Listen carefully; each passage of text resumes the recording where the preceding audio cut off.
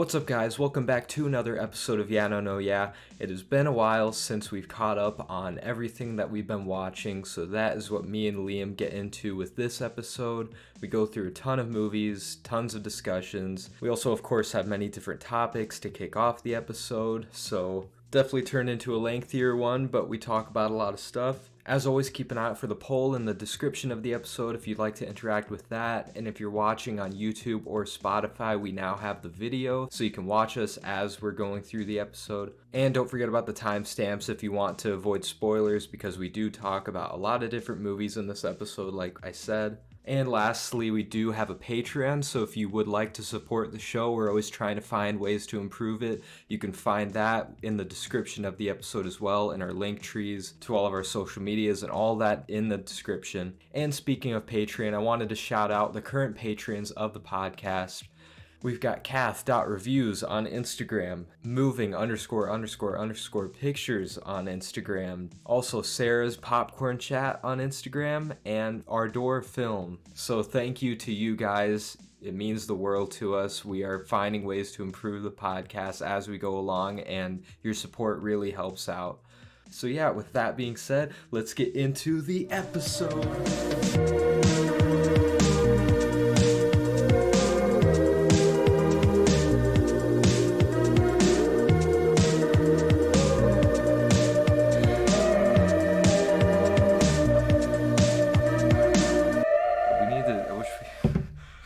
Do like a line of Coke before these, because I need to wake up or something. Caffeine is gonna have to do. Just got Coke, a bunch of Coke in here. Oh, actual Coke. Yes, yeah. Not cocaine. No. Yeah, no. Cocaine. Yeah, and a cold shower. But that was like way early in the morning. Like right now, it's fucking like 12:35 a.m. Mm-hmm. So. Oh, true. Yeah. I'm way past the cold shower phase, but I have joined the cult. Yeah, I do believe. All right, good. I'm glad. This is epic. Well, how was your New Year? I never really asked you. How was my New Year? Yeah.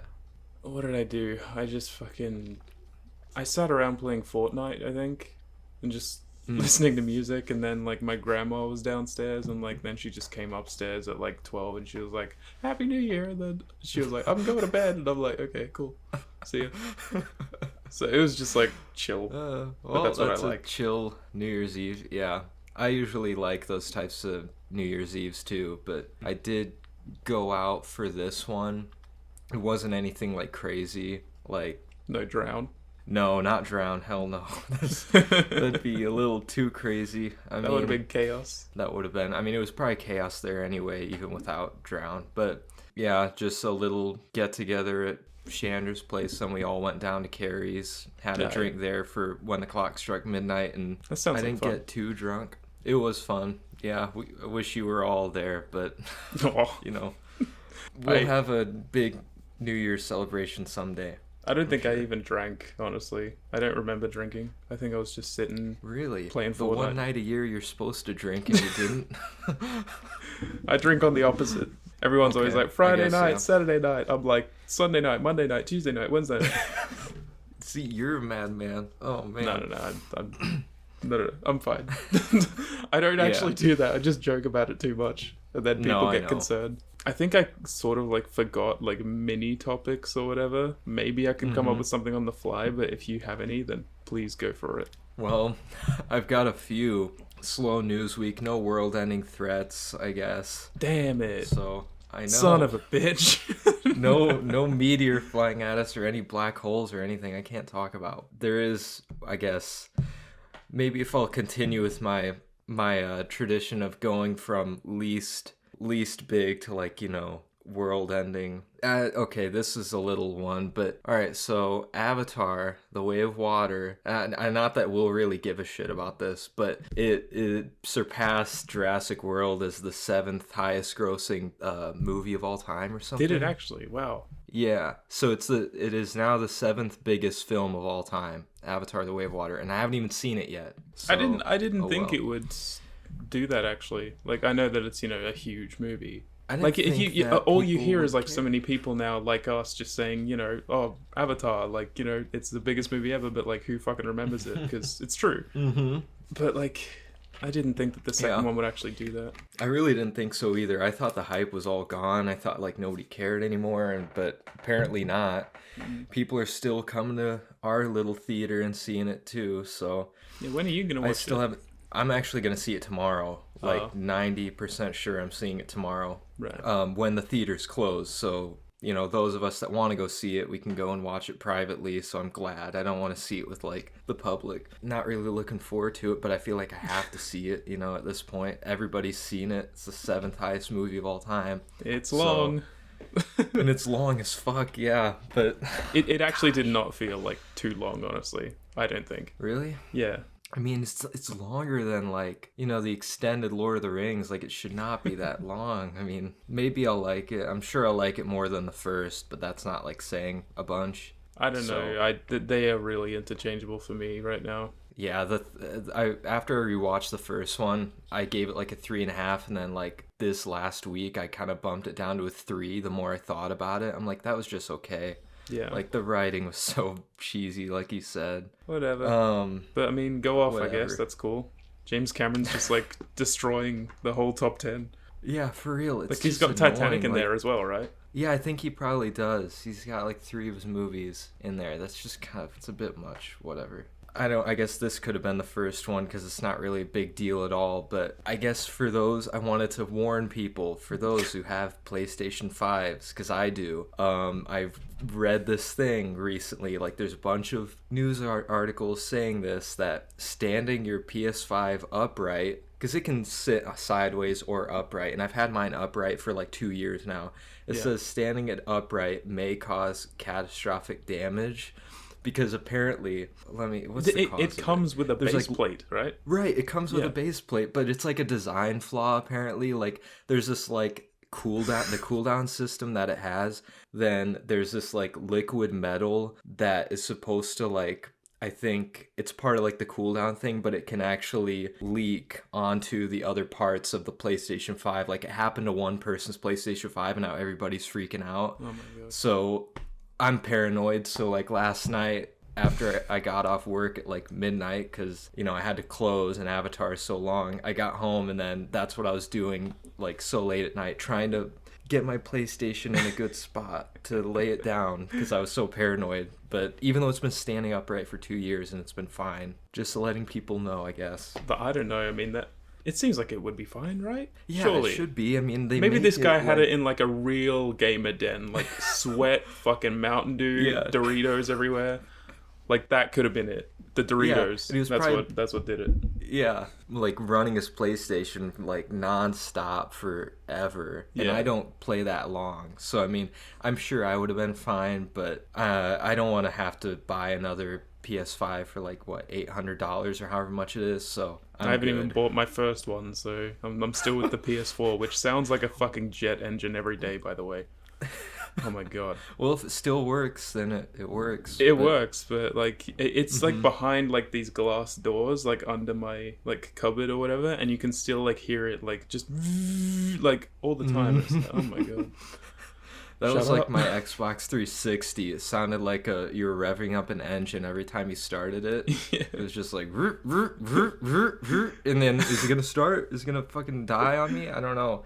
But yeah, no, apparently there's not a PS5 shortage anymore either. That was another big piece of news. Like, because for a while there Is there was really? like a bid. Yeah, now there's finally not like a shortage. I didn't even know there was a shortage because I got mine the opening day. I guess I was just lucky. But You were very lucky, yeah. Like I was Jesus. standing outside of I was actually wanting to get the new Xbox, and so I was standing outside of GameStop in like a line, like waiting for them to open, and then they sold out of the Xboxes while I was in line, and then they said we've still got PS5, so I was like, I'll just get a PS5 then. I didn't really care, I just wanted a new console, so that's how I got You mine. got extremely lucky. Jesus. I know I did. It's like, even over here, like even if it is like out of that phase, like where you can actually get them properly now, like they will not be like in a actual store for a long time. I'm very sure of that. Damn. I didn't even know it was that big of a deal. I think Australia is just like the last priority on the map. Like they're just like, oh, we'll send it to Australia last. Fuck them. I guess so. But I mean, you can find them online still, like, but there's a lot of problems with, like, you know, price scalping. Isn't that what it's called? Like, where they just, like, fucking... I think so. Put it way up. Yeah.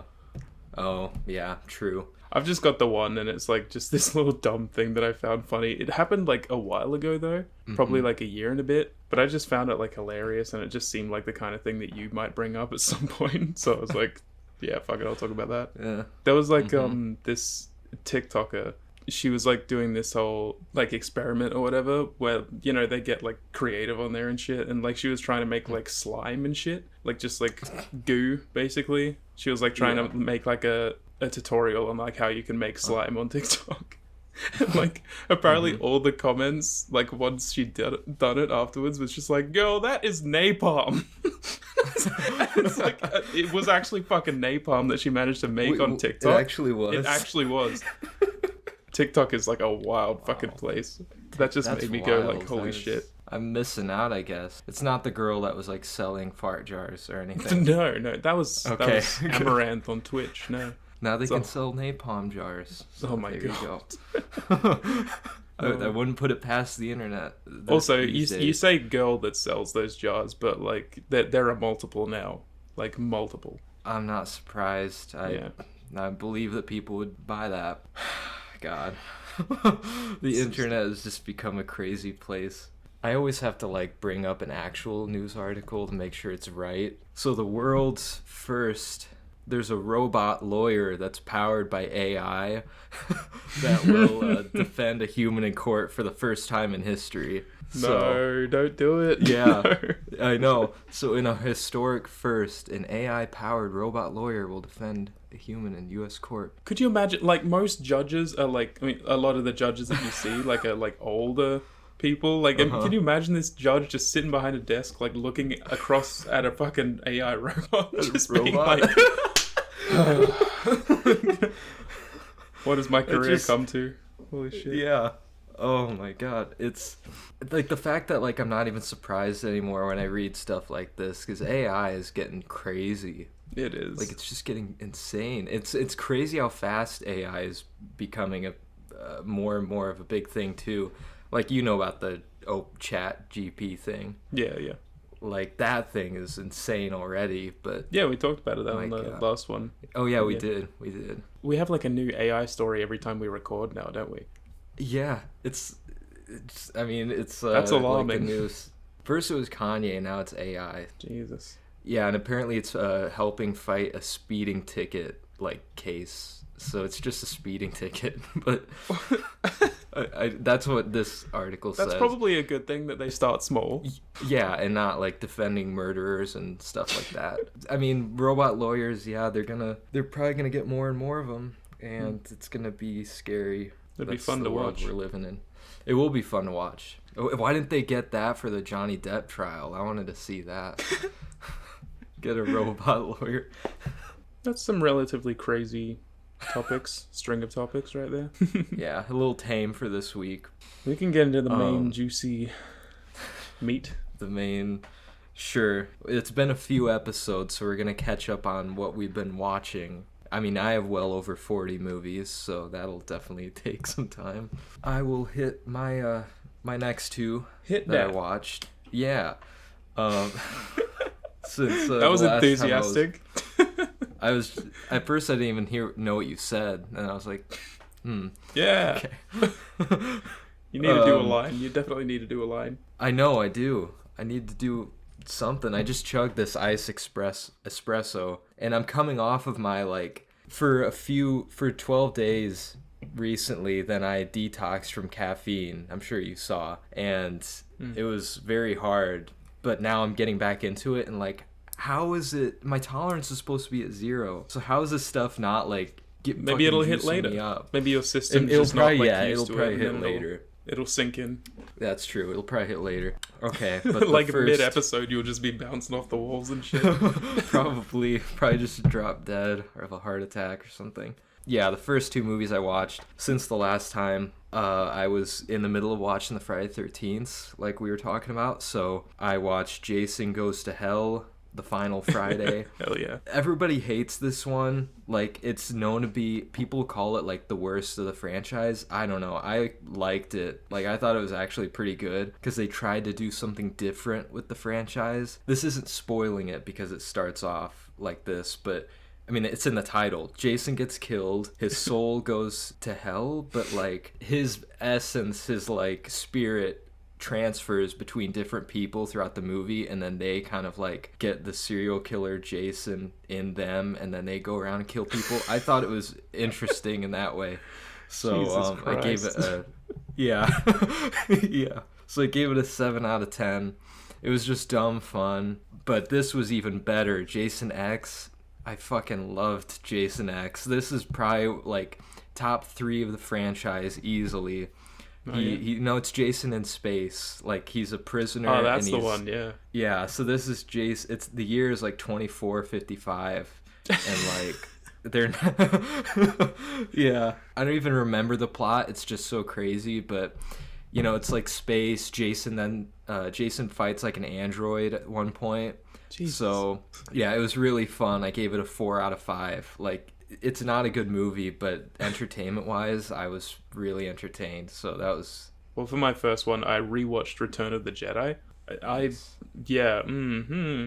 Oh, yeah, I remember seeing your story. Damn. I don't know. It's like, because I remember like when I first watched the original trilogy, I actually liked that one the most for some reason. Mm-hmm. I really don't know why, because like rewatching it, I was like, this is just not very good. Like... There's definitely great moments in there, like no doubt about that, but it's like it feels like nothing's happening for all of it, and you're just like, oh my god, why is this great story not like, you know, having a better conclusion? Like, it felt like it should. Yeah. But I don't know. I mean, I don't dislike it or anything. I gave it like a 6 out of 10, but it's definitely not You're great. Actually not. Yeah, you're actually like not alone in the fact that a lot of people, for some reason, when they were kids, like me too, that one for some reason stands out the most. I don't know why. Maybe it's just the Ewoks. Maybe it very well could be. Yeah. Yeah. But I wasn't even a kid like when I first watched it. I was like a teenager. Oh, yeah, that might have been my favorite too for a while, but to me it's still a perfect movie, but that's just because I think the whole trilogy is perfect, but it's probably the weakest at this point. Yeah. I think the climax is just epic though, and the Emperor's throne room and like all the stuff between those three. Like, say what you will about the rest of the movie, it's kind of like boring at parts, but that ending, or that whole like build up in the ending, is top Star Wars moment for me, probably. Yeah, it's great. It's just like whenever it cut back to like Leia and Han, I was like, oh, I don't care. I don't care anymore. Yeah, that's true. It's just a bit of a shit show at some points, but I did like a lot of parts of it. Did you like the song number in Jabba the Hutt's palace? No. It's so bad. Oh my god. Ooh, Tang. I think that's what he says when he starts it off. Could have been anything. That was like a fever dream. It really is a fever dream. Yeah. And apparently, like, before George Lucas made like his changes, then like it was just puppets doing it, and then he made it CGI, you know, later on. So the CGI definitely does not add a lot to the original trilogy. I don't like it. No, it really doesn't. Next two that I watched, because this is October, so I'm binging all these horror movies, but I finally finished all the Friday the 13th movies. I watched the 2009 reboot. Yeah, this was probably like my least favorite of the entire franchise, actually. It was not good at all. It was just cringy. Every character sucked. It wasn't, I don't know. I don't even know what to say about it. I gave it a 2 out of 5. There were some cool moments, but yeah, I mean, I didn't expect it to be good. Next one, I did watch Martyrs for the first time. Yeah, I saw that.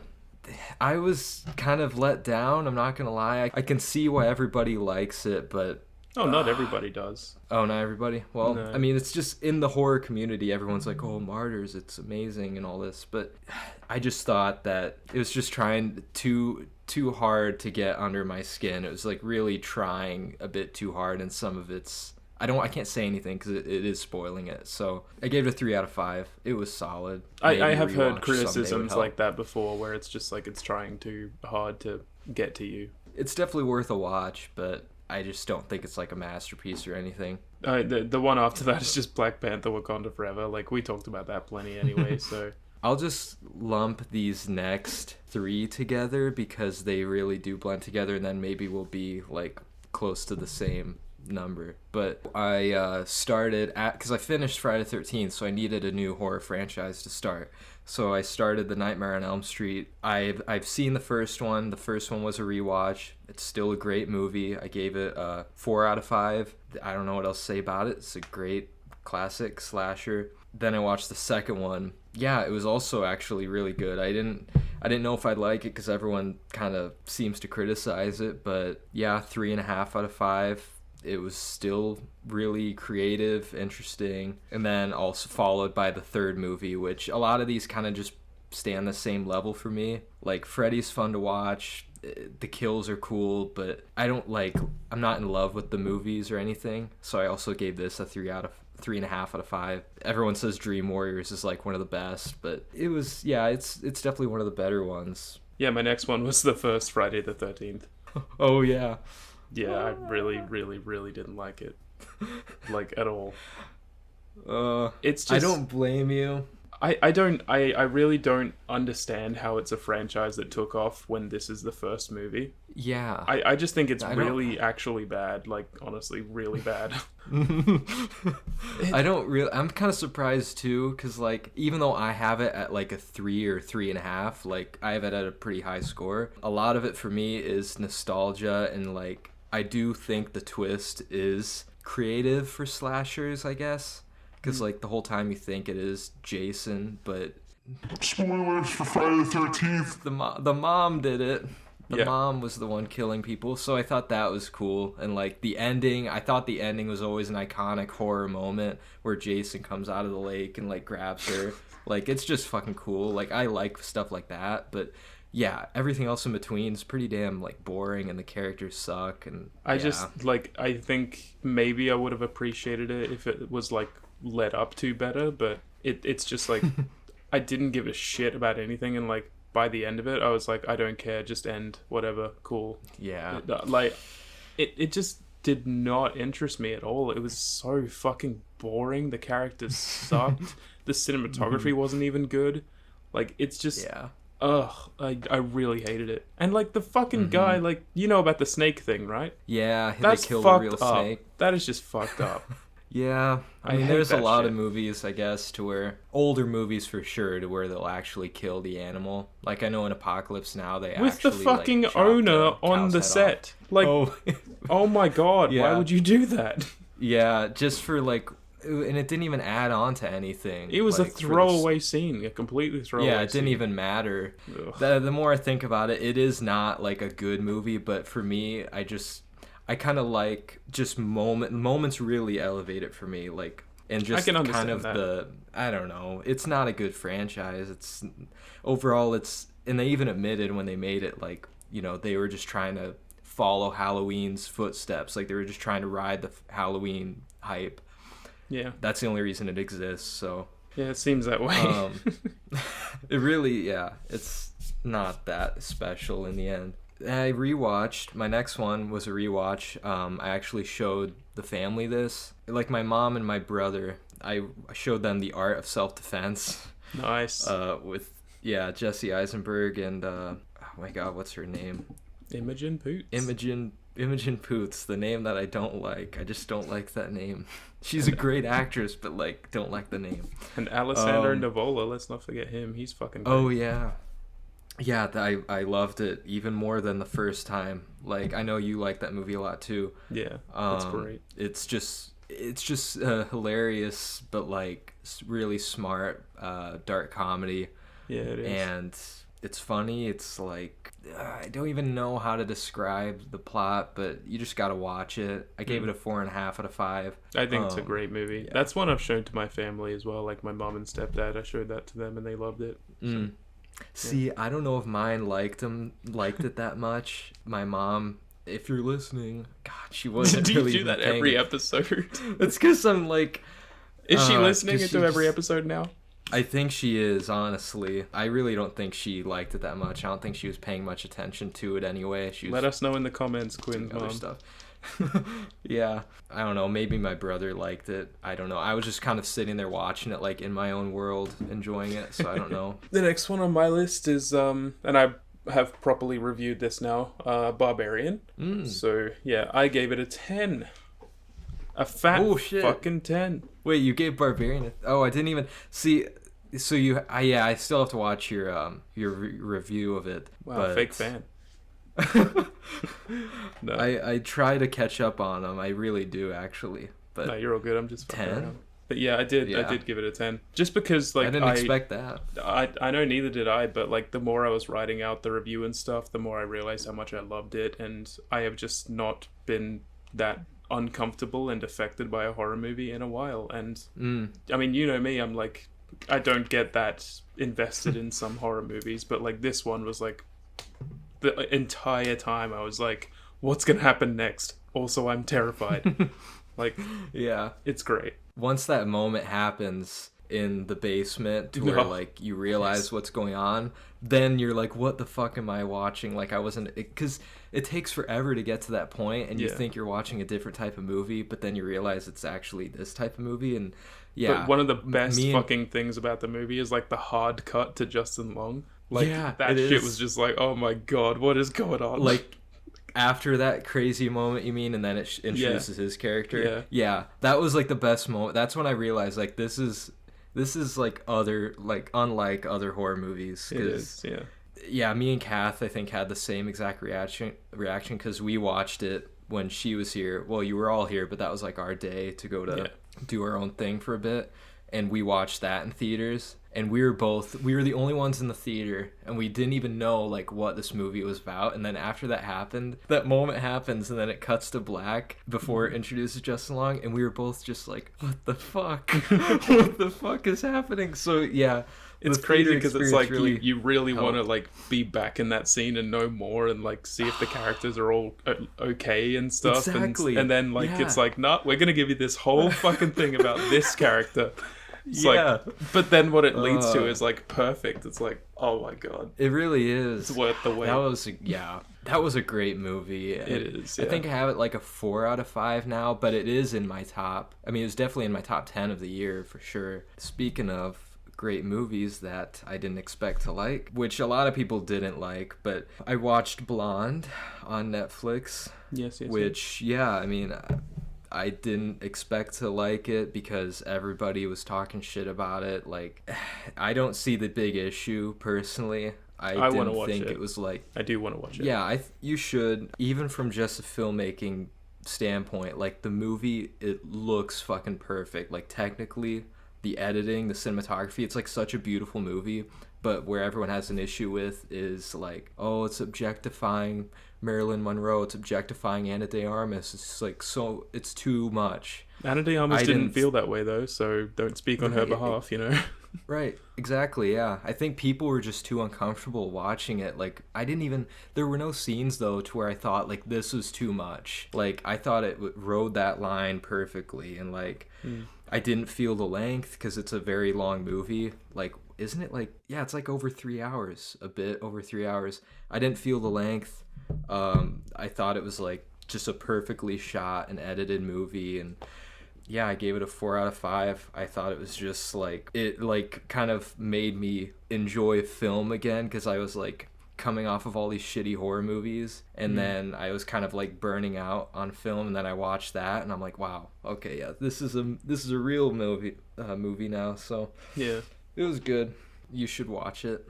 I Everyone want to. should, I guess. still will, yeah. My next one was A Nightmare on Elm Street Part 2, Freddy's Revenge. Yeah.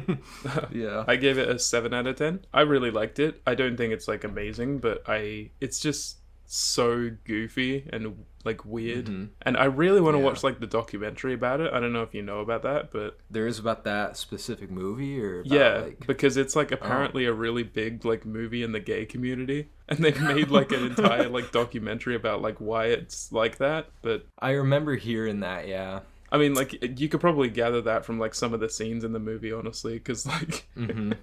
oh my god. And I don't know what this, like, I don't know. I watched the movie and I didn't even pick up on any of the gay stuff. I'm not gonna lie, I really didn't. Mm-hmm. Like, but looking back, I probably would see it. Remember the shower scene? I remember them being in a locker room, but like, No, the what shower was scene, like when Freddy like, you know, comes out and like tortures that dude and like spanks him with the towel and shit. Oh yeah, that. Okay, yeah. Now I get that. I guess. Yeah, I didn't that know. shit. Are they calling it? Yeah, that was a bit weird. I didn't think like. I thought that was just Freddy kind of like making fun of like the whole stigma of like boys in the locker room, you know, with towels, like, you know, doing shit like that. I mean, I don't think it's like I think it's something that people just, you know, latched onto and like had fun with and all that stuff, and that's why it's like such a big movie in that community. But I don't think it was like intentional, you know. So Yeah, true. But it's a fun movie. I really enjoyed it. It is fun. I mean, I gave it the same score. Yeah. I think It's kind of before Freddy got like a personality, you know, too, because he wasn't like super goofy in that movie. He was still pretty serious, but yeah. other than the towel stuff, I guess. But... There's one scene as well that I absolutely loved. Do you remember the character called like Grady, like his like friend in the movie? How he like goes to his like room at the end and like Freddy comes in and like it's just like this whole like really creative like horror scene, and I just loved it so much. But I don't know, you'd have to probably rewatch it to remember, but yeah, I like, would. It was just so fucking good. Yeah, there were some great moments in that one. But it does like really break the rules of the franchise though, like at the end, and that kind of fucks it a little bit, because like Freddy comes out and like he's in front of like a bunch of people and he's just like torturing people at like a pool, and like there's fire everywhere. Yeah, and at the shit. party. That was like that was like the one scene when I think of that movie, I think of that scene, the big party scene at the house. But it's like So I didn't that know completely breaks the rules of the franchise. I was like, what the fuck is this? I know. Yeah, I kind of just like at that point I just rolled with it, but I'm like, yeah, this, I don't understand how they're all what's going on. I mean, apparently that was also a big movie because it was like, it's known to be one of the first, you know, because in the horror like genre you always have the final girls, like it's always kind of like a girl that is the last one for some reason, but in this one it was like the final guy, like it followed it. That was like a big thing apparently at the time. You didn't have a lot of like guy focused protagonists, I guess. But do you even have that many now, like these days? You probably don't even have that many now. No. I don't know why it's like I mean, not that I have a problem with it, but I don't know why that became the trope, like the final girl. Because men bad, that's why. Well, no, I think it's probably just because like they see women as like the more vulnerable like person. I don't know, maybe that's being sexist. I don't know. I'm not gonna dig myself this hole. I'm not gonna try and analyze final girls, but yeah Finally I am done with my horror movies because now I'm getting into my December movies. Wait a minute, we were in November. What the fuck? I was still watching a bunch of horror movies in November. You're obsessed. Okay, never mind. I just wouldn't stop, I guess. Next one I watched was that new documentary on Netflix called Stutz. It's about Jonah Hill and his therapist. It was very good. I was kind of in between a 7 and an 8. I went with the 8 though because like, yeah, it's just, I don't know, it's just really interesting to see Jonah Hill sit down and like, it's more focused on like his therapist for some reason, but you also get a lot of insight into Jonah Hill and his life and his like kind of issues, mentality and all that. And you know, you can take a lot of stuff away from it and apply it to your own life. I just thought it was a kind of a creative documentary in a lot of ways. I didn't know what it was. That. I just saw that it was a thing, but I didn't even read up on it or anything. Sounds cool. And to be honest, yeah, I only watched it because it's Jonah Hill's like second directorial thing, because mid-90s was his first, and I thought that was a good movie too. I just wanted to kind of watch it just because like it's a second directorial thing. It was good. Yeah, my next one was Dream Warriors, Nightmare on Elm Street 3.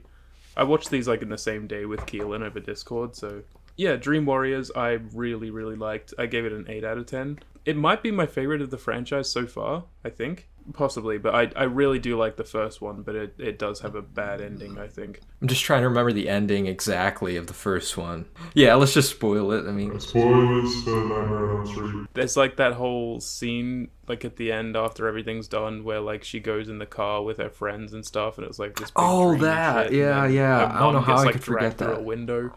I just must like campy, stupid shit because I actually No, love but even the that ending. director didn't like that. He was like, Really? I hate that shit. Get it out of there. But I like the thought it studio was- wanted him to do it. It kind of leaves it open for like sequels. I think that's Yeah, why that's they why probably they made wanted him to do it, and he wanted to But make it just one thing. man, they gotta listen to the director. I just thought that ending was creepy because I remember seeing it as a little kid and it really stuck with me. And I like the whole like song like 1, 2, Freddy's coming for you, and then the car is driving off and you realize like it just feels off, you know. Yeah. I like that and the feel of it, I guess, even though it is cheesy. It's like a fucking balloon that he's pulling through the window like a blow up doll, but Yeah. you know. I'm not a fan of the ending. We're on opposites for that completely, but Yeah, I mean, I think yeah. it's because it's literally the same vibe as the Friday the 13th ending. Like, you know, you think it's all right, and then, I just love those endings. You think it's all right, and then all of a sudden, nope. It's like if it was done better, I might though, like it, but yeah. anyway, Dream Warriors, Yeah. I really liked a lot. I think it was really, really creative, and it just like, I don't know, it went really hard on some things, and it was just really cool. It did. I think Yeah. it was awesome. Like there was that whole scene with like with like the nurse like seducing like that kid or whatever and stuff. Yeah, that was And then kinda it like turns strange. into this fucking really creepy, disturbing scene, and then he nearly gets like dragged to hell basically, like Yeah, under the bed. yeah. I was like, this is I like- fucking cool. It's crazy.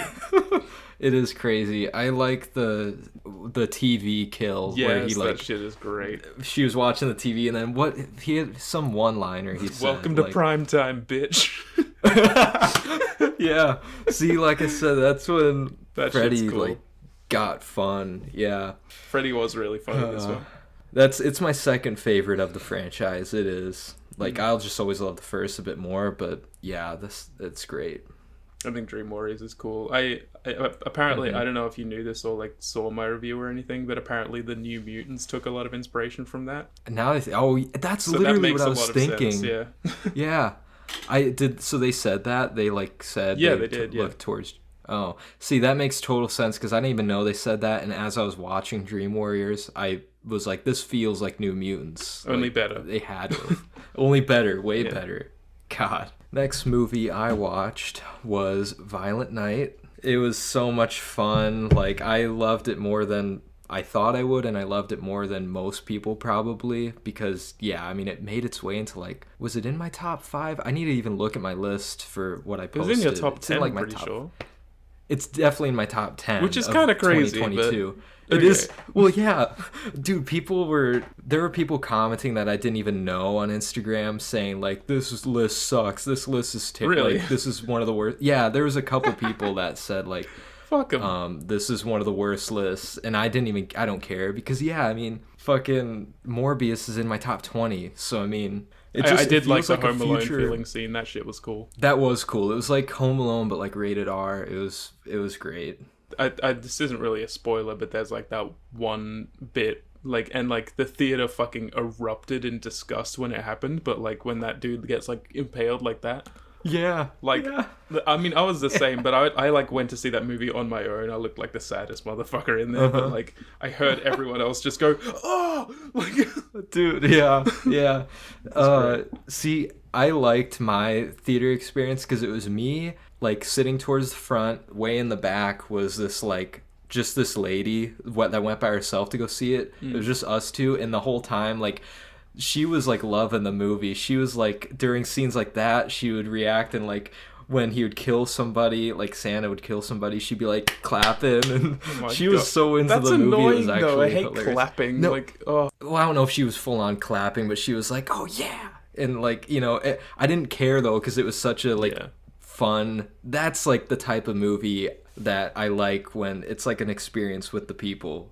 Oh, I just Like, don't like if people I'm- being like super disruptive, but if it's like just a fun vibe, that's okay. Right. It's like it lasts like a second to where, you'll hear her like get excited about like Santa killing somebody or something. Like, she wasn't being annoying, but It wasn't like it was the just smile funny. experience or anything. No. No, that's like Something no, else. that's 10 times worse. Yeah, that's something else. But I don't know. Overall, I think that Violent Night will be a future Christmas classic. I don't know. Probably. I think it could be. Because there's nothing else really like it. Like, maybe there is, but shitty, like, straight to DVD movies we don't even know about. Next one I watched was The Menu. I got to Ooh, see that in theaters, and it was great. That was another one where I just went on my own. I don't go to the theater with anyone unless like my cousins want to go see something. But yeah, Dude, that movie, was so good. yeah, I really liked it. Like it was just I wrote like a full review for it, so like it's gonna have like a full video review. And I just think it was like completely riveting from like beginning to end. Like it just did not stop like pulling me in, Yeah, it was just so like I think stylistically alone it was just so creative and like great to look at. But even everything apart from that, because I mean that's one of like the later ones I watched, so I can just talk about it too. But I loved it too. I thought Ralph Rafe. Fiennes. Rafe Fiennes. Rafe Fiennes. Whatever. Ralph Fiennes. Sorry, I like that. I'm sorry, Voldemort. Me and Julia have Sorry. had this argument as well. She thinks it's Ralph, but it's not.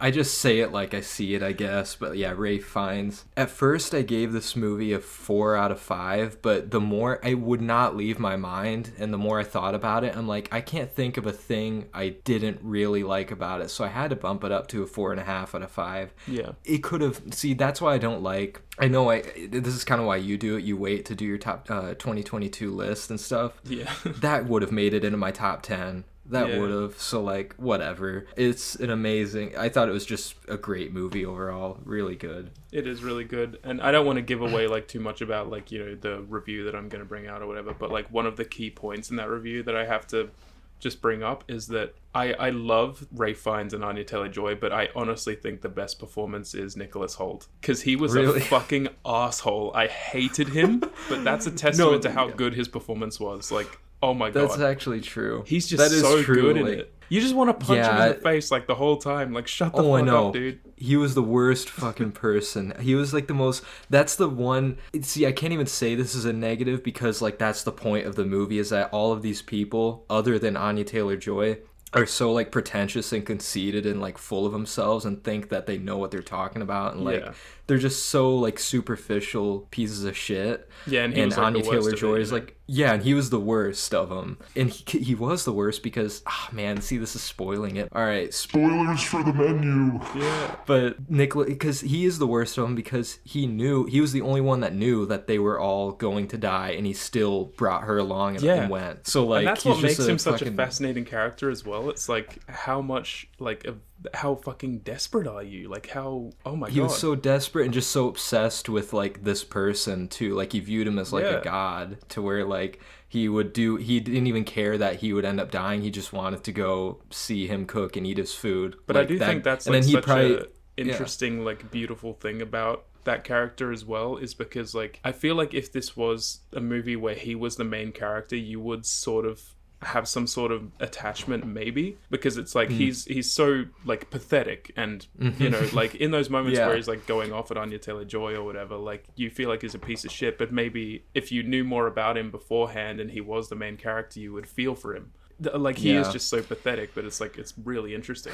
It is. You could see where he's coming from, but it still doesn't like it. For me, it didn't make him any more of a like sympathetic character. I still like hated him the most, Yeah. which you're supposed to. Yeah, I actually in the end I sympathized the most with. Oh my god, I'm never gonna be able to Rafe say Fiennes. it. Fiennes. It's not that hard. Rafe is it just Ray? Like No, it's you Rafe. call him Ray? Rafe Fiennes. Rafe Fiennes. Yeah. I sympathize the most with his character because like at first you think he's like a psychopath, and then he ends up being super sympathetic in the Yeah. end because you realize where he's coming from, and you saw how happy he used to be, and that Anya Taylor-Joy like managed to bring him back to that time and made him remember why he loves doing what he does. I actually like felt the most for his character in the end. Yeah, definitely. Yeah. And so like yeah, it was just great how it managed to like flip like how I felt throughout the movie on its head, and like I didn't even care at the end how he ended up killing all those people. I'm like, yeah, fuck them, they were all terrible people anyway. Yeah. So like, and this is how you want to go out. So it was just really creative. And then I loved all the transitions in between each, like,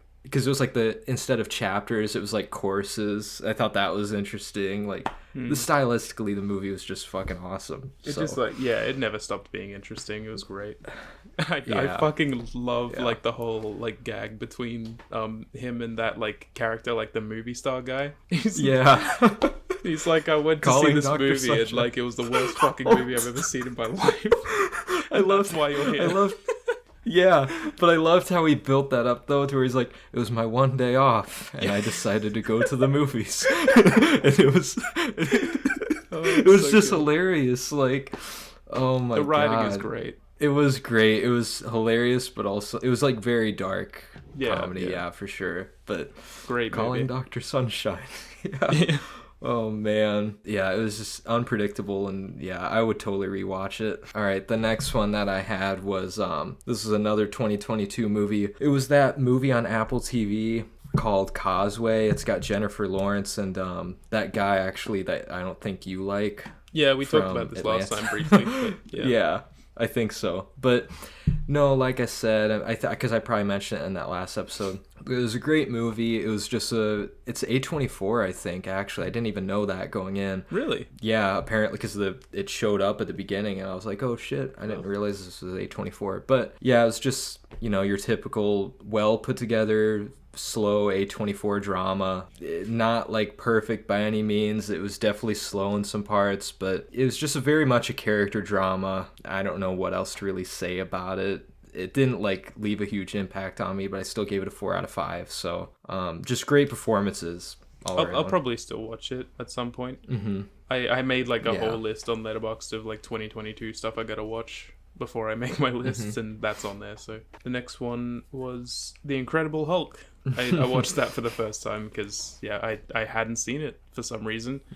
I didn't realize it was an MCU movie for like quite a while, and then eventually I got to check it out, and I liked it. I gave it a 7 out of 10.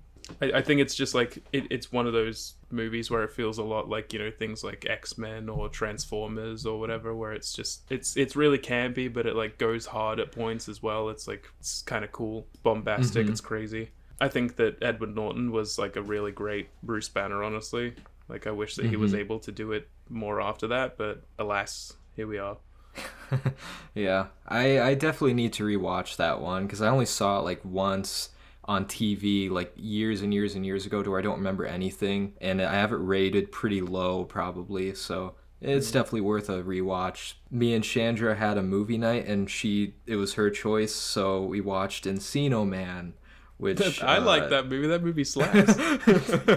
Yeah, I mean, I haven't seen it, and I love Brendan Fraser, and I somehow haven't seen it, so yeah, it was funny. It was just a dumb, fun 90s comedy. Isn't it 90s? It's very 90s. It is very 90s. It is extremely 90s, like, God. But no, it was a lot of fun. It was funny. Brendan Fraser was a good caveman. I don't know what else to say about it. I gave it a 3.5 out of 5, so like 7 out of 10. I mean, That's one where I used to watch it as a kid quite a bit. Oh, hey, Joy. Next one I watched was a movie called Asako 1 and 2, and that's a movie from the director of Drive My Car. I wanted to see I wanted to see more of his movies, so I ended up watching this, and it's really really good. Really good. I don't think it's perfect, but it's a really, really interesting story, and it was just another thing that, felt very just human and beautiful and sweet and all that stuff. But I don't know what I would rate it right now. I'm still have to write a review for it. It's really, really good. I would recommend it. The whole concept with it is basically just like a woman like falls in love with this guy, and then he just sort of like disappears, and then like I think 10 years or so pass or whatever, and then she like ends up finding a guy that's like identical to him in looks, and then falls in love with him. It's just it's really odd, but like it's really sweet at the same time. It's interesting. Yeah, I mean, I just added that and a couple other of his movies to my watch list because He has I had no idea. Like, movie. I saw that. Yeah, I didn't see the title, but like I saw the length. I'm like, what the? I think it's Happy Hour. Yeah, Or like, something. Yeah, I will definitely check that out because Drive My Car was great. So Yeah, you might like that. next one I watched, this was actually like a double feature. Like we watched Encino Man, and then we also watched Edward Scissorhands. Oh yeah. It's a weird double feature, but yeah, because I never seen Edward Scissorhands yet, so that was my first time. I loved it. It's probably tied for my favorite Tim Burton movie. Yeah, I just thought Johnny Depp was great. I thought the soundtrack was great. Like it gets you in your feels sometimes. Like the ending, yeah, for sure. Yeah, it was a unexpected, just amazing movie. Like I gave it a 4.5 out of 5. It is a really beautiful movie. I'd like to rewatch it again. Yeah, really is. No real complaints. I don't think anything will beat Sweeney Todd for me though. Yeah, Sweeney Todd is great too. Yeah. I listened to the whole soundtrack great. again the other day. I was just like, oh, I love it. That was a hilarious, like unexpectedly hilarious movie. Yeah, it can be. Yeah. Next one was I rewatched The Return of the King. And Was that the extended? Yeah, extended. Yeah, 4 hours that somehow just flew by, basically. Damn. Like, never a moment where I just wasn't loving it, basically. I love Fellowship so much. I don't know if this would be my favorite, though. It's like It's a lot of between people's the two. favorites. Yeah, I I think the know. majority of people say that Return of the King is the best. That's what I see, like the mainstream. You know, like most people always point towards Return of the King, which I get it. I totally see why.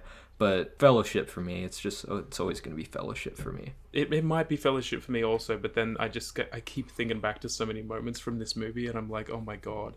I really Yeah, it can't get was- over, like, I mean, and everyone talks about it, but like that entire sequence with like Denethor just eating and the singing going on and the carnage going Yeah. on, it's like, it's fucking Yeah. vile and disgusting, and it's like, oh my god, this is so But like good, beautiful though. at the same time because the Yeah. singing and then all the it is a perfect, like it is the most perfect trilogy ever. Like I think It's- Lord of the Rings is the yeah. most perfect trilogy ever. But I mean, I don't love the Two Towers as much as everyone, but you know, even so, like, it's very continuous. It feels very continuous.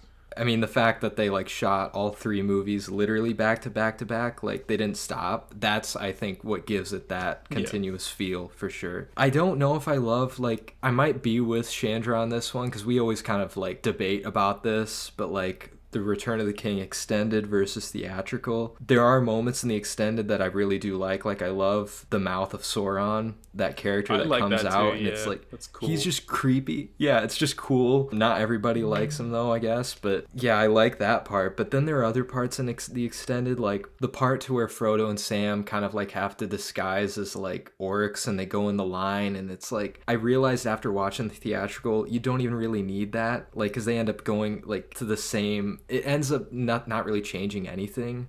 I thought that part did, but it's I just think if you're nitpicking, riveted like, enough, like in the story and like love the whole world of it and stuff, like you could just watch this for ages and it wouldn't really falter. Like I just enjoyed it throughout the entire time. I wasn't ever really bored. yeah, I guess I can say the same. Yeah, so over extended or not, it was still perfect. Next one I watched, another Apple TV movie because I have like the free trial right now. It was December, so I'm trying to watch Christmas movies to get in the spirit. And I just can never see you watching this, but the new Christmas musical with Ryan Reynolds and Will Ferrell, Yeah, you're called absolutely Spirited. right. Yeah, it seems like just a movie you would hate, but I thought going into it, I mean, that sound like a movie I'd probably hate too, but I actually surprisingly You like Will liked Ferrell? it. He's hit or miss. Like I said, I don't like Step Brothers. He can be kind of annoying sometimes. So he's very hit or miss. And Ryan Reynolds is hit or miss. I don't like hate Ryan Reynolds or anything, but I'm starting to.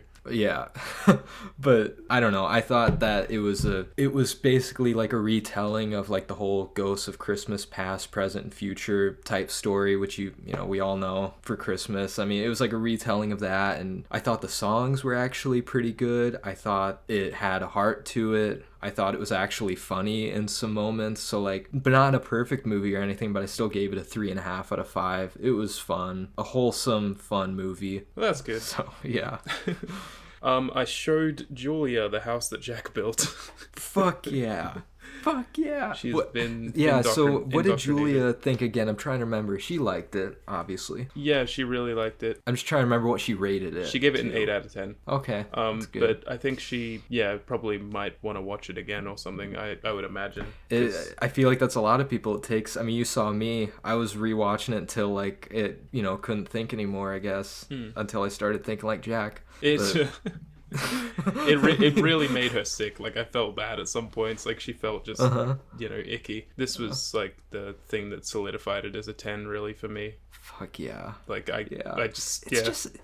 There's nothing I It's don't just a love at this 10. point, Like... Yeah, like even if like his conversations with Virgil do go on too long or are self-indulgent, like it doesn't even matter because like Jack and like all of that stuff, just it is so perfect. Yeah, I love that movie. I think if so you are much. invested enough in the conversations going on and the themes, like it's really riveting. So. Right, and it all just kind of makes sense, like as to why it's there. Like the more you watch it, and like you're in Jack's head, and just the fact that like the whole time you don't know who he's talking to, but at the end, like you realize the conversation they were having, and it was on their way to like deliver him to hell. Like it makes sense. Yeah.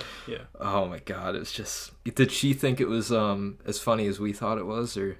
And we had a few laughs, yeah. Like, I definitely at the fuck you, Al. That was amazing. Fuck you, Al. That never gets old. Oh, And that whole... Nobody wants to that help, never gets obviously. old. Like... Yeah, nobody wants to help. I think every incident had so many hilarious moments except for the family one. That's the only one that I can't think of a moment where I laughed because it was so dark and like where the hunting, where he takes the family hunting. That whole scene, I think one of my favorite scenes, the more and more I think about it, it might be the scene to where he goes back to the gun guy to say like, give me the right bullet. And it's like, I come in here every day. What, have you lost your fucking mind now? Go make a sandwich. Go close up shop. Go home.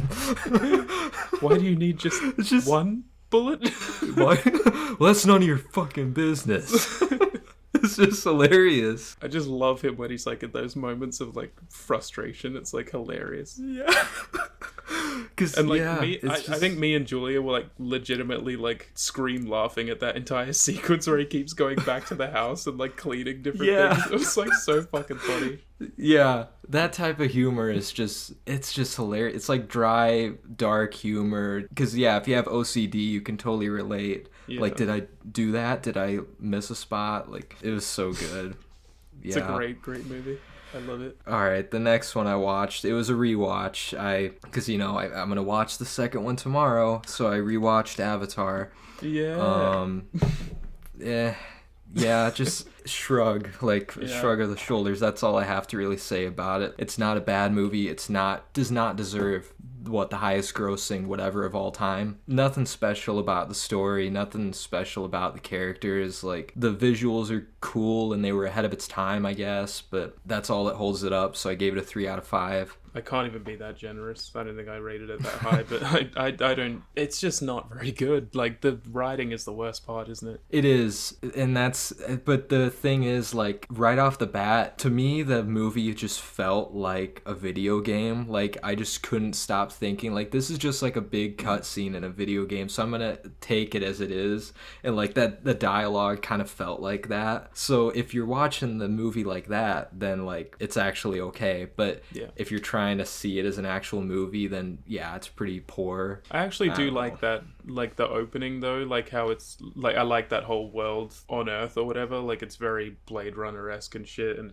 it's pretty interesting. I just like the whole look of it. I was like, I don't remember this being like so cool looking and shit, and then they go to Pandora and that's when it gets boring, I think, but whatever. I mean, there are like some actual good moments in there, but definitely. I think just so many scenes don't have to be in there. Just like where he's getting attacked by some of these creatures, like it's cool, but it goes on too long. I just don't care. And is it the same actress as Gamora? That's like the lady. Yeah, Zoe Saldana. Yeah, Zoe Saldana. Like, she can overact a bit at times with like her crying and screaming, and apparently I heard that's a problem with the new movie too. Like, I honestly no. I think that the problem with the second is that they shelved her basically. Oh really? Yeah, she's. I didn't know barely that. in I it. guess. Like, Like, Well, I actually maybe I liked her will like it a character bit quite a more. bit in the first one. Like, she Oh, you definitely did? can overact a bit, but even then, I did like the character as a whole, and I would prefer her to fucking Jake Sully. Jesus Christ. What a boring true. character. Oh, the main guy. Yeah, fucking Sam Worthington or whoever. Yeah. There's a Yeah, reason he's he's done kinda just fuck all outside of Avatar. It's because he's shit. He's just kind of a boring actor. He's Yeah, so he's not even boring. like yeah. I don't even think he's like a bad actor. He's one note. He's just Yeah. has one note and it's fucking boring. I'm but sorry on I behalf don't of know. Australia. Oh, he's Australian? He I is, didn't even yes. know that. Next one I watched was Good Luck to You, Leo Grand. Really, really beautiful. Loved it. Absolutely loved it. It has so much heart to it. The way that the characters interact is amazing. The conversations they have are so well written and so thoughtful, and it's just like it has a lot to say about like all of the subjects that it covers, and it's very beautiful. I just think it's amazing. Highly recommend it. Nice. Watch it. Nice. I've heard nothing but good things. So I mean, was that a 2022 movie? Yeah, it was. Okay, I think I'm sure I'll check it out eventually. Can we have a quick intermission? I gotta get like another drink. Go for it.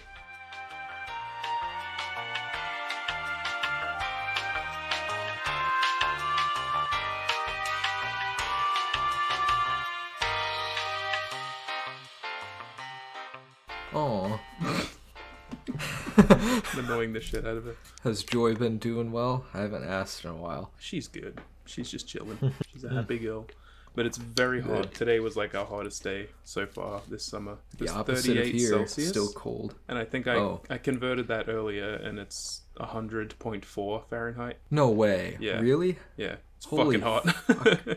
What? It's January. Wow, I didn't realize like that's weird because we're stuck in the 30s here, 30s Fahrenheit. That's a lot less. Yeah, well, summer Yeah. over here is December, January, and February. So we're like right in the middle of it right now. I'd rather have it be cold than hot, I guess. I actually it makes your cold showers even more worth it.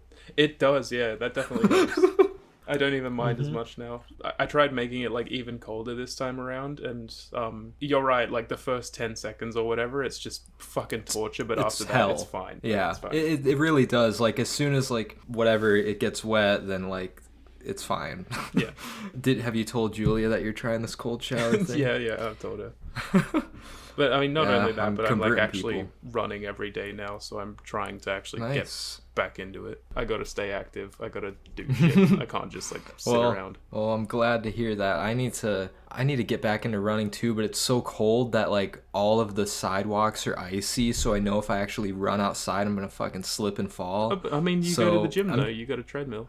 I actually like canceled my gym membership starting this year because it was so much money, and I've got like other equipment in my apartment. I can easily stay active and work out here. So like the gym wasn't even like it wasn't a necessity, but I definitely used it a lot. So kind of sucks, but I mean it'll help my budget, and I'll just run outside once it gets better, I guess. Yeah, you're still keeping active anyway, and it's good you've got equipment, so that's cool. Yeah, it definitely helps. That's our health podcast next talk. Yeah. Next movie I watched Resurrection, which was the movie with Rebecca Hall. I know we both love Rebecca Hall. Yeah, I still want to watch that. It's out nowhere over here still. So. Really? Yeah. I think you'll like it. It was this is a movie you got to go in just like, I don't know if you know anything about the movie, but I don't know go a in as single blind thing, as and I don't possible. want to know. Yeah. Good. Go in as blind as possible, because I don't even know if I watched a trailer or anything, but all I knew, well, I don't want to say it actually. Like, I don't even want to say the basic plot. I didn't know what to expect, and things happen in the movie that, like, it just doesn't make any fucking sense. Like, not in a bad way, but, like, I didn't expect the movie to do this, and I don't know what the movie's trying to say. It's a very strange, extremely strange movie by the end of it, and it was great. It was kind of a mind fuck. Rebecca Hall was great. Tim Roth he gave like one of the creepiest performances I've seen in a long time. He's kind of like the I don't even know if I could say antagonist, because the movie gets kind of complicated, but like he's the main guy in it, and he gave just a very unsettling performance. And overall it was just a great psychological thriller. So I gave it a 4 out of 5. Definitely worth a watch. Yeah, next one I watched was The Slumber Party Massacre. Oh yeah, I remember you talking to me about that. I was God. just in the mood for something horny and scary, and that did the job. Oh, It's really just like, it's so nothing. It's just like Mm-hmm. everything is predictable. I don't know what I expected from the Slumber Party Massacre, but you know, it was fun. I liked that it was just sort of really stupid, and it knew what it was. It didn't try to be anything else. Some of the kills were pretty interesting, but it's not like a great movie or anything. I gave it a 6 out of 10. Yeah. It's, so it's still cool. a much better movie than Friday the 13th. Oh, by fucking miles. I wonder if this has a bunch of like obscure sequels that we don't even know about, because that happens There are with every sequels. fucking horror movie. Really? Of course there are. Yeah, Like- this one's actually a franchise. I think it has like maybe 3 or 4 movies and then a remake of the first one.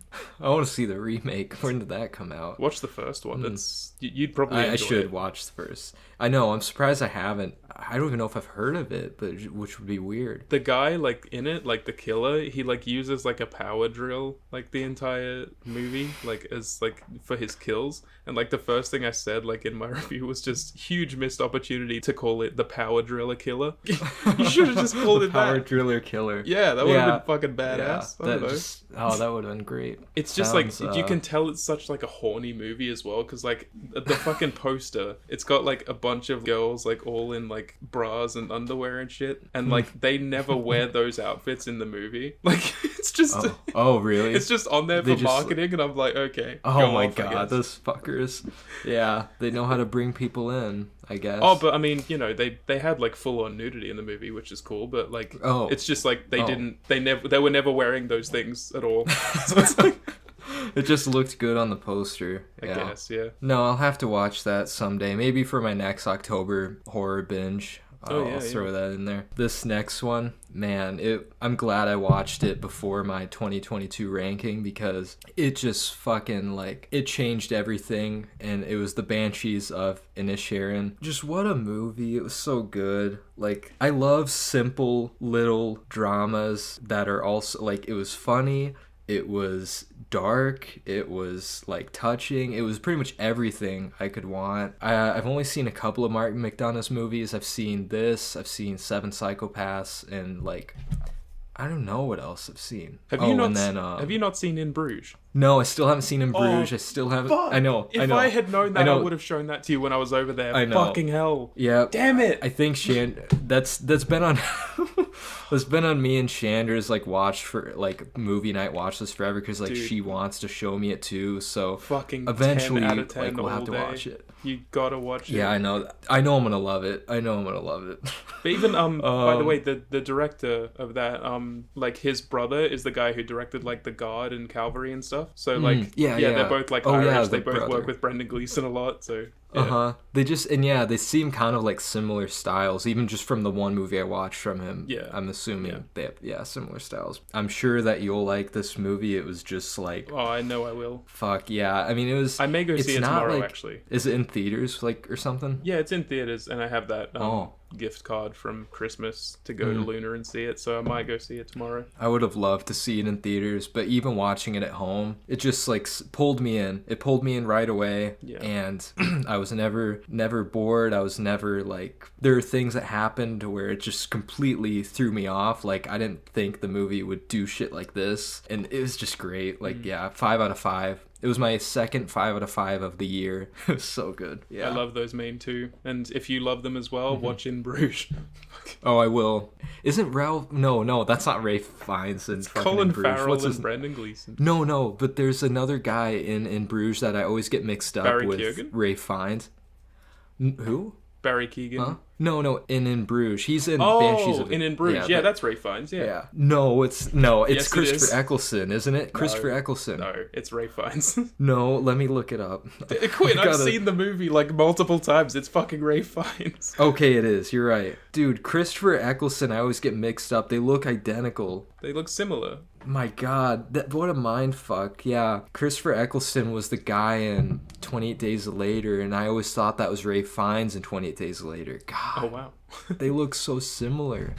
Anyway, yeah, I can't wait to watch that, do because look I mean, similar. those 3 actors fucking gotta watch it. Yeah. It's hilarious. Anyway. And like it has like so much heart to it as well by the end. Like I always cry at the end of In Bruges just because there's like this one sequence or whatever, and I can't not cry for some reason. But like up until then and even after then, it's fucking hilarious. Like the dialogue is incredible. I've seen clips, and it's like, just from the clips alone, I was laughing, and I didn't want to like watch too much of it because I want to experience it in the movie, you know. But I'm sure you've probably seen that wait. speech where he calls Ray Fine a cunt. Like, oh yeah, that was like in the there's some video that was like the best movie insults. ever, Yeah, and I it was remember like that, was. Yeah, and that was in there, and I always wondered, like, what is that from? But yeah, now I know. And I always saw the other clip, too, that was like, you're suicidal. We're all suicidal. Everyone's fucking suicidal. We don't all go on about it. Yeah. Yeah, that was just... I know I'm gonna love that movie. I know You will. We're at the start of December now, sorry. First movie I watched there was Quigley Down Under. Julia showed that to me. It's a movie set in Western Australia, where I live.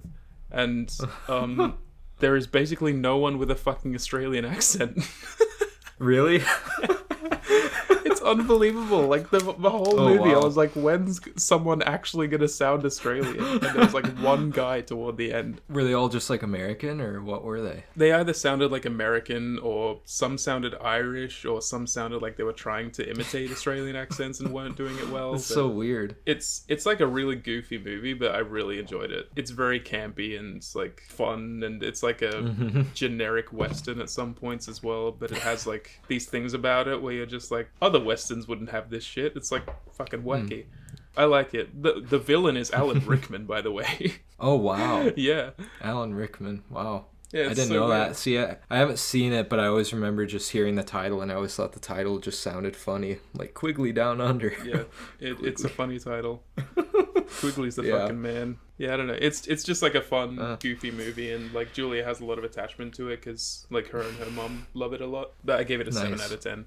These next two are actually Christmas movies because I watched both of them on Christmas Day. I went to visit my family the next day, so I had the day to myself on Christmas Day, and I also worked at the theater. I don't know what compelled me to watch this. I think I was looking for something short to watch before I went in to work at the theater. And this was like an hour long, so I watched A Very Murray Christmas with Bill Murray. And it's directed by Sofia Coppola, and it's apparently it was fucking bad. Yeah, it was bad. Like, have we talked about Sofia Coppola before? Probably. I don't think so. Like, just her movies. Did she do Palo Alto? Because that's, I think, the only one I've seen. No, I don't think she did that. She's done Lost in Translation, Virgin Suicides. Yeah, Who the fuck did Palo Alto? Yeah, I don't recognize that title. So, oh no, that's all I know Coppola. is that. Oh, yeah. I've never been like blown away by anything Sofia Coppola's done. The only thing I like from her is Lost in Translation, which was like a 7 for me. So no, this movie though, because she always collaborates with Bill Murray, and the humor just does not work for me. The cast was okay, but like they do these song numbers throughout the movie, and it's the weirdest movie ever. Like Bill Murray does a song number with Miley Cyrus, and George Clooney's there for some reason, and it's just a fucking weird movie. And it's yeah, I know. And then there's this cringy ass, like, you don't need to watch the movie, but if I can find just the one song that Bill Murray did with George Clooney, it's the weirdest Christmas song I've ever heard, and I was like, my jaw dropped because like I was like, what George Clooney was doing as he was singing was so weird. So I'll just have to find that. But anyway, Jesus. Yeah, not a good movie. I gave it a 1.5 out of 5. Bad choice for a Christmas movie that day.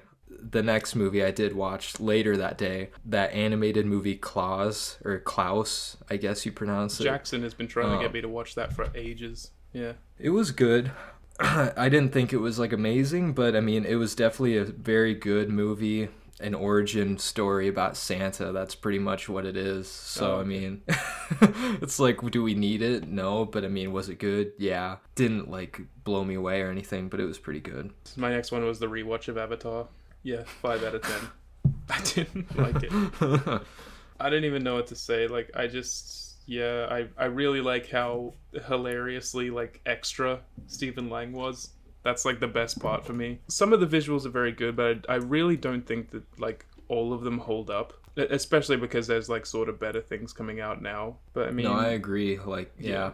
it's just a very generic movie. Like it's just very A to B to C, boring, and the writing is terrible. I agree. Overrated, pretty overrated movie.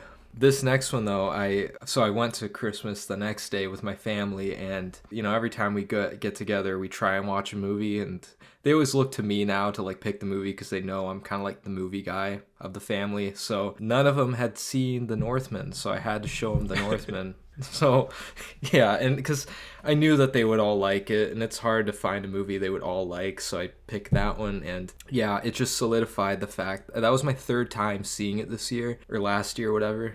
Yeah, it just solidified that it's the best movie of the year for me. Yeah. For me, it was the best movie of the year, and it was just, even my third watch, there were things that I was picking up that I didn't even, like, notice. It's crazy how that, like, happens. Just little details and stuff that comes back in the movie that was introduced in the beginning of the movie, and so I really thought that was cool. I think it's a masterpiece, really do. My mom loved it. My brother, I'm sure, liked it. He didn't really say anything afterwards, but I know he probably liked it. I don't know at this point where I would rank it within Robert Eggers' movies. Like, The Lighthouse will always be first, but it might be... I love The Witch, though, too. I don't know which is better. I think it's easy for me. It's just Lighthouse, Northman, The Witch. I don't think that The Witch is perfect, but I do think it's, like, incredible. I really do. Yeah, it's just like it's an incredible debut for sure. Oh yeah, absolutely. But I can't imagine like that being my first movie. Like, yeah, The Northman is fantastic. It really is. Fuck it. It is his second best movie. I agree. It's better than The Witch, and I still love The Witch. Yeah. My boy Nick visited me, and so when we get together, we're gonna watch a lot of weird, crazy, fucked up movies. So that'll be my next string of many movies. But weird enough, our first movie we watched together was Jim Carrey's How the Grinch Stole Christmas. Hell yeah. Like, that was... it's good weird. Shit. It's good shit. We were getting the drinks going. We just needed something like stupid, like, fun to throw on. Yeah, and wow. I grew up with that movie, and I'm sure you did too. Yeah. It's a 5 out of 5 for me. I couldn't stop laughing. Like, we couldn't stop laughing. It was just such a good time. It's just up there with like top 3 Jim Carrey movies for me. 100%. So yeah, great. It's just an amazing, like, fun fucking movie. Yeah. I haven't seen it in years, but I remember it very well. I just love, like, all the stuff with the Grinch in his cave, like, up in his little, like, lair. Like, just him talking to himself and interacting with himself is some of the best shit you'll ever see. It is. Like, when he's looking through his schedule, and he's like, 7 o'clock, wallow in self-pity. And just, like... That was such a good impression. We were like doing impressions the whole movie, or at least I was like trying to do the impressions. He's like, 8 o'clock, dinner with myself. I can't cancel that again. It's just fucking hilarious. Oh my god. But yeah, that movie is just so quotable, and I just love, like, there are jokes I didn't even like realize were funny as a kid, but now that I'm an adult, I actually get it. Like, not even dirty jokes, but like stuff to where, like, when the Grinch first goes down to Whoville, he's like fucking with all their presents in the mailroom, and he's like switching them around and like giving them shit, and he's like, he just takes out a bag of envelopes and he just starts throwing envelopes in with all the presents. He's like, jury duty, jury duty, jury duty. It was just like, that's fucking hilarious. I didn't even know what jury duty was as a kid, but now I know, and it's like, it's the best. Oh my god. It is an amazing movie. We briefly talked about it on the last episode, and yeah, it is probably one I'll do a full review on, but the next one was Fresh, and I can't get over Fresh. I really can't get over Fresh. I think Fresh is great. Yeah. It is genuinely one of the best soundtracks I've heard in a long time. Like, the soundtrack was fucking great. Fucking La Femme was in there. Yeah, La Femme. Like, I didn't expect to hear them, like, at all, and then, like, they had that, like, scene towards the end with this La Femme song, and I was like, what? No! Oh my god. And, like, yeah, all the Blood Orange, fuck yeah. Which, at least that one Blood Orange song, to where, like, that was before a bunch of shit went down. I think that was when they were, like, hanging out before. There was one in the opening scene. Oh, there was? But that was, like, right after our meetup in September, to where we heard all that Blood Orange, and then I watched that movie, and then I was like, Blood Orange just won't escape Oh my fucking god, life. you watched it after Just- that? Oh my god. Yeah, I watched it after that, like unknowingly. I didn't even know Blood Orange was like in the movie, but yeah, that was a great. It's similar to Barbarian, another like movie that you don't even realize what it is until like 40 minutes in or a while into it. I you know? absolutely love movies, like, and we'd said this on the last, but like I love movies where they give the title like really late in the movie. Yeah, Like it's like fucking what 35 minutes or something like that of like. I thought it was like 39, but maybe it is 35. Yeah. Yeah, like the entire opening and stuff, and you feel like it's they're just not gonna have a title. That's okay, and then it comes up like right as that whole twist happens, and it's like, what the? That's a fuck, movie. man? That's a movie I would have loved to go in like completely blind because like not even knowing the title, because I'd probably go in thinking it's like a rom-com and then 40 minutes in you're like, no, this is a fucking fucked up movie. That would have been great. That's why I need to stop. I should just stop watching trailers, because then when movies like that come along, I'll be even like more blown away. It's just was a fantastic. great I love movie. it so much. Yeah. I need to see Sebastian Stan in like better things from here on, like where he's that good. Yeah, Because like when I he's just wanna good, he's see, really like, good. He really is. I just want to see him in like all Marvel actors and non-Marvel stuff, because they can really do. It proves they can do stuff outside of that. Like, my- you know, you don't see Sebastian Stan a lot. And My problem other with stuff, that but- though was just that like I saw him in The Devil all the time, like after that, and I just thought like he was such a boring character. He was barely like enough in it. He was just like he was so boring, like, and it looked like he was bored, like performing it as well. So I was like, that oh, whole maybe movie he's was just kind of boring. maybe he can only do Marvel or something like that. But this proved me wrong. Like Fresh is great. See, Tom Holland, like that was. For me, that movie was the first movie I saw Tom Holland in, Devil All the Time, where he wasn't playing Spider-Man, and that didn't like.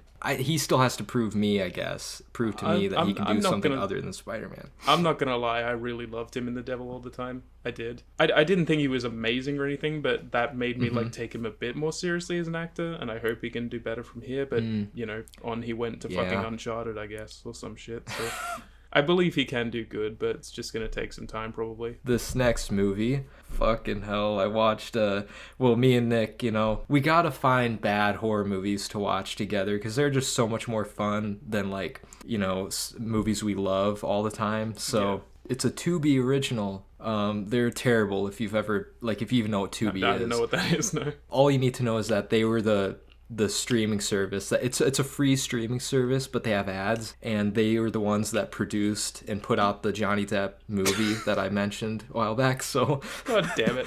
Yeah, so their quality of movies is the most bottom of the fucking barrel you'll ever see. Seems like so it, we yeah. watched I didn't know that in the 80s or something there was this horror movie called Terror Train with Jamie Lee Curtis. I had no idea, but apparently Tubi did a remake of it that came out in 2022. I thought it looked really dumb, so I just clicked on it and we watched it, and it was extremely bad. It's basically like a murder mystery on a train, and the killer keeps dressing up in like the different costumes of these Halloween, like these people in the Halloween costumes. So it's just kind of really dumb, and like, I don't know, I gave it a 1 out of 5. Was I don't it know fun what to say dumb about or it. no? It was dumb fun for sure, but didn't like make it any better for all the parts that weren't fun. So Okay.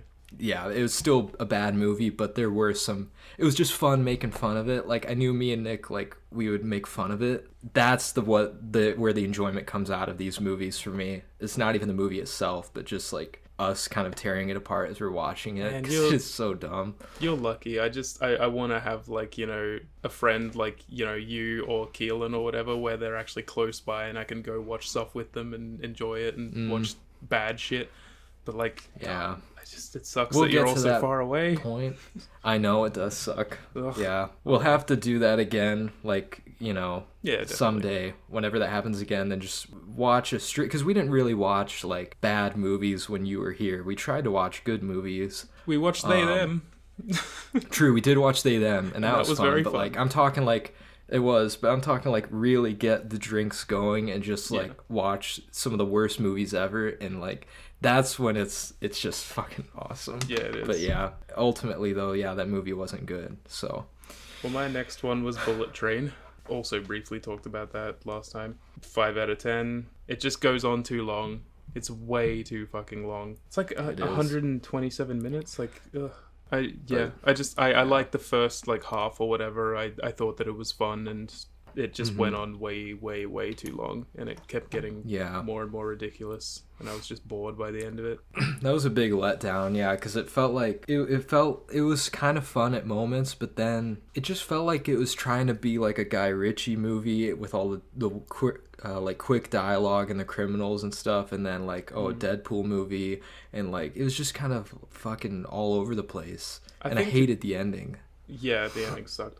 I think those were actually the last two were switched around, but like Letterboxd, like when you watch a movie in the same day, it like just fucks it sometimes. But I watched that and then Fresh. I was at least, I had a good movie at the end.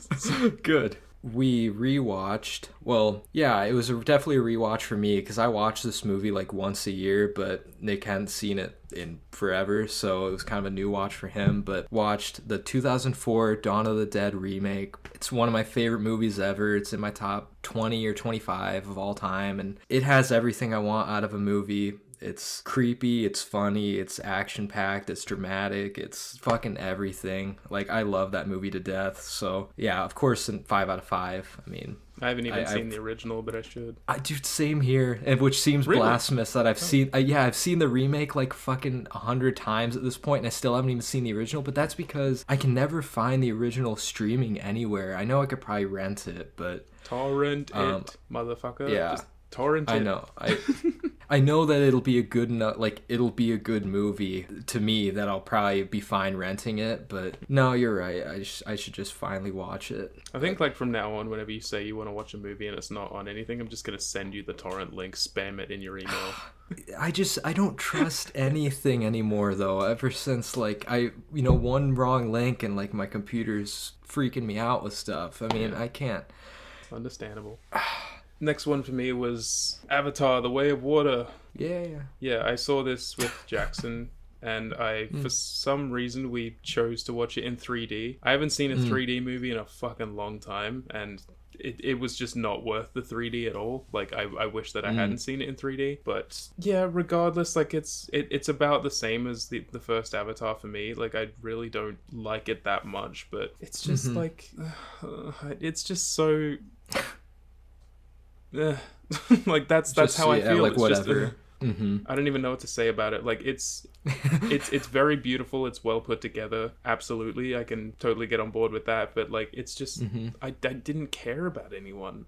Oh man, that just reminds me exactly of like why I didn't like Dune, and now I'm afraid that it's gonna be a Dune situation for me. I think Dune is better. I actually like Dune, as you know, but I still gave it like a 7 out of 10 when I watched that. But I feel like if I rewatched Dune now, I'd probably like it more. But like The Way of Water, I feel like you would like that less than Dune, maybe. Oh really? I mean, I hope you like it. I really do, but I don't. I really think that I will like it, but I won't love it. Like, I'll probably like it a bit more than the first, just because it'll probably look better than the first. Because there's people saying this is like one of the best looking movies ever made, and I don't know if that's a stretch or not, but like, it is. Yeah, I'll hope I enjoy it. I'm gonna see it tomorrow.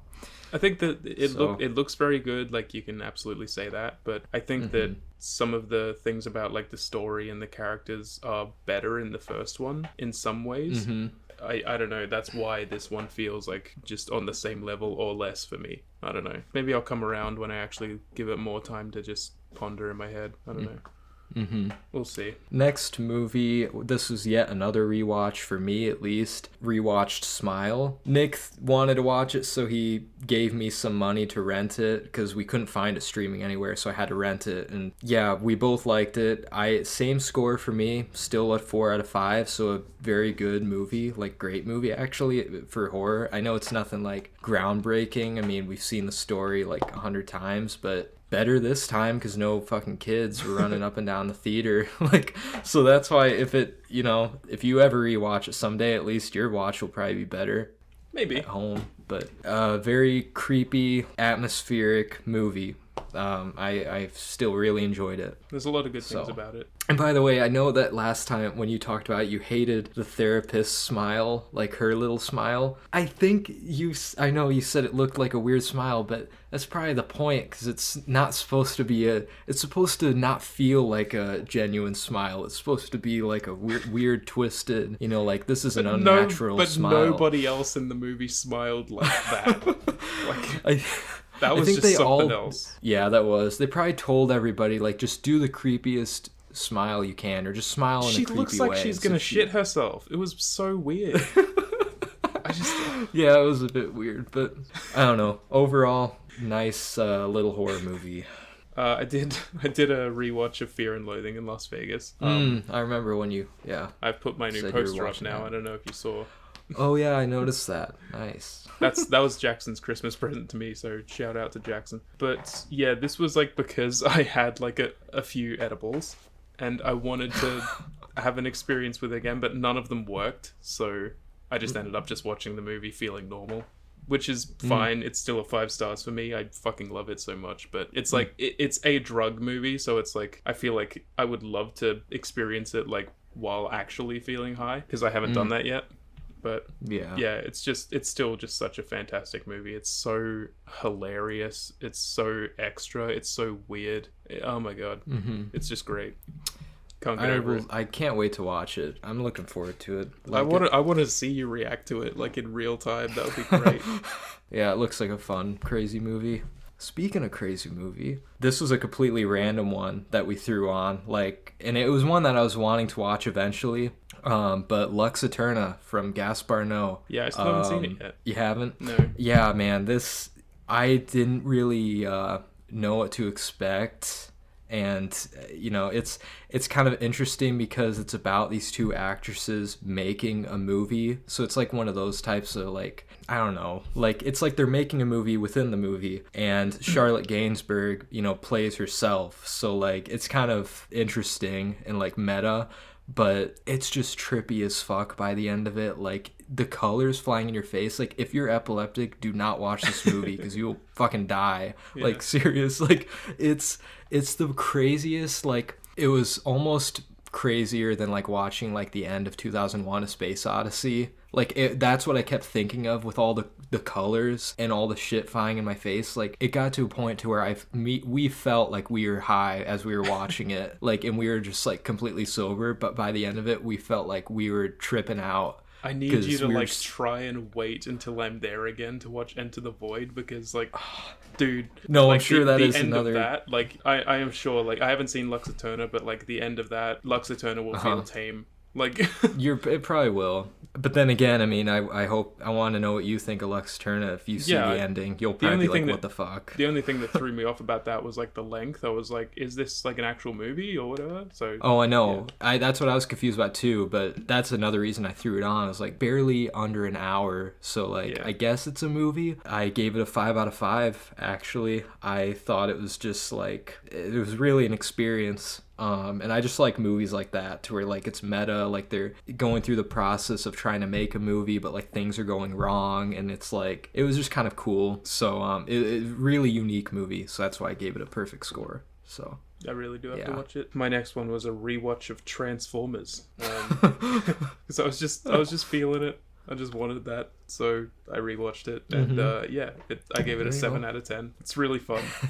It's just, you know what you're in for, I guess. Yeah, you really do. It doesn't try to go as extra as some of the later movies seem to do or whatever. It's just very contained and very fun, and I like it. It's not perfect, but it's fun. I just fucking love the ending being fucking an Optimus Prime speech, a couple making out on the hood of a car with the sunset, What I've Done by Linkin Park playing. It's it's the most let's go. It's just the most mid 2000s ending ever, It's so cool. Oh god, this was the day that you messaged me on Instagram asking you okay, because I was watching all these fucked up movies in a row, and it was just we watched 5 of these fucked up movies in a row, and our minds were fucked by the end of the day. But the next one was rewatch of Requiem for a Dream. Oh yes, yeah. Nick had never seen it, so I showed it to him, and yeah, I mean, we were just both, it just puts you in the most depressed mood afterwards, because yes, it does.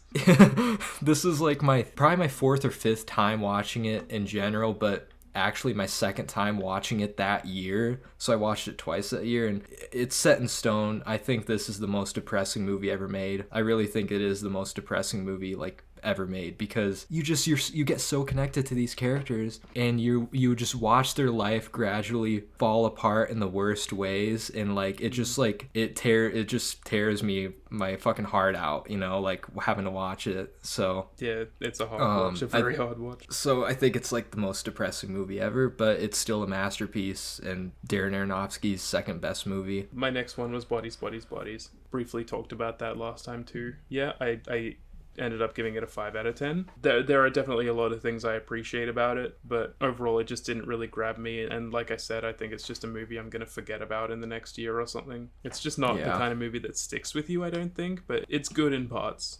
It is good in parts. I know I liked it a lot more than, well, you and other people I've talked to, but no, it's like I definitely see why it's not for everybody. I definitely see why. God, the next movie we watched a Serbian film. I finally did it. I watched a Serbian film. Yeah, I can say that I watched the most fucked up movie ever.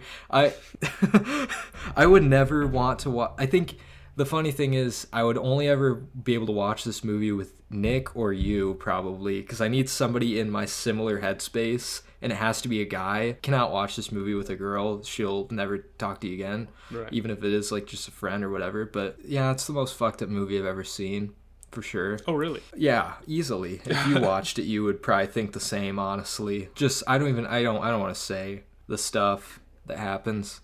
I gave it a 2 out of 5 though, so I didn't give it a half star like everybody else, because it's not like a genuinely terribly made movie. It's just like what is shown to you that everybody's so disgusted they're like half star. I wasn't like offended by the movie. I was just kind of grossed out at times. I was like, oh yeah, they really went there. Even I wouldn't think of something fucked up like that, so props to you. But yeah, because I like to think I could come up with the most fucked up movie ever made, but then I watched what they did and I was like, no, I never would have thought of that. Yeah, 2 out of 5. I know what they're trying to say, but like they're going to some extremes that they probably didn't have to. Rough. Sounds rough. Yeah, so let me know if you ever watch it. Yeah, I'll have to prepare myself. Yeah. Yeah. Next one I watched was the original Funny Games from 1997. Have you seen it? No, I haven't, but I've been meaning to. I think it's good. I don't love it. I know that, he's, remade it for American audiences, and like it's literally like a shot-for-shot remake. Gonna watch that one at some point too, but it's just okay, I think. I don't love it like a lot of people seem to. It's all right. I've seen this, A Happy End, and A More by Michael Haneke. I said in the first reaction, like, he seems to just be like a jack of all trades, because like all of those movies are so different, I think. Yeah. But yeah, I would like to watch more. I don't think I've seen any of his movies. He's very interesting, but I don't know. Yeah, I don't love this one. Like it's among his like most praised, and I don't see why. But I think it's really good. I definitely want to see it because I've heard it's like along the lines of like Martyrs, and like not to the extremes of a Serbian film, but when you're talking about fucked up movies, I always hear Funny Games mentioned. It's not even that fucked up. Genuinely. Really? No. Well, maybe not for like our standards at this point. Like, yeah, you and I, but like I was watching your it, average person, maybe. Yeah, I don't know. Nothing really happens where it's like, oh my god, that's fucked up. It's like, oh, I've seen this before. It's just kind of like, Oh, I definitely do want to watch it. Then the last movie that we watched on our string of fucked up movies, which I'm so glad that I watched yet again, that I watched this before my 2022 ranking, Terrifier 2. Yeah. Holy crap. What an amazing, maybe going to extremes, but I think it's the second best slasher movie ever made. Wow. Like, in general. But maybe that's not saying much, though, because slashers, like, most of them are not very good. I mean, I've got Halloween, which I know you're not a fan of, but, like, Halloween's my number one. And, I mean, I don't even know what my next would be, because it's not, like, a great genre. But Terrifier 2... just like they really nailed it. They made you care about some characters. They were some of the best kills I've ever seen in a slasher movie. Like maybe the best, actually. Wow. It was just because there's like in Terrifier 1, there's like this one fucked up kill, and that's what really stands out. But imagine that, but for like every kill in this movie. Every kill was unique. It was just like almost too much, but it just rode that fine line, and like it was really like stylistic. It was creative. It was a very long movie, but it didn't feel the length at all. So like overall, I gave it a 5 out of 5. I loved it. I think Art the Clown, he's tied for my favorite slasher right now with Michael Myers. He's tied because he is that great of a character. Like, he's creepy but funny and serious at the same time. I downloaded All Hallows Eve, so I'm gonna start that shit. Ooh, oh, you haven't seen that yet? No.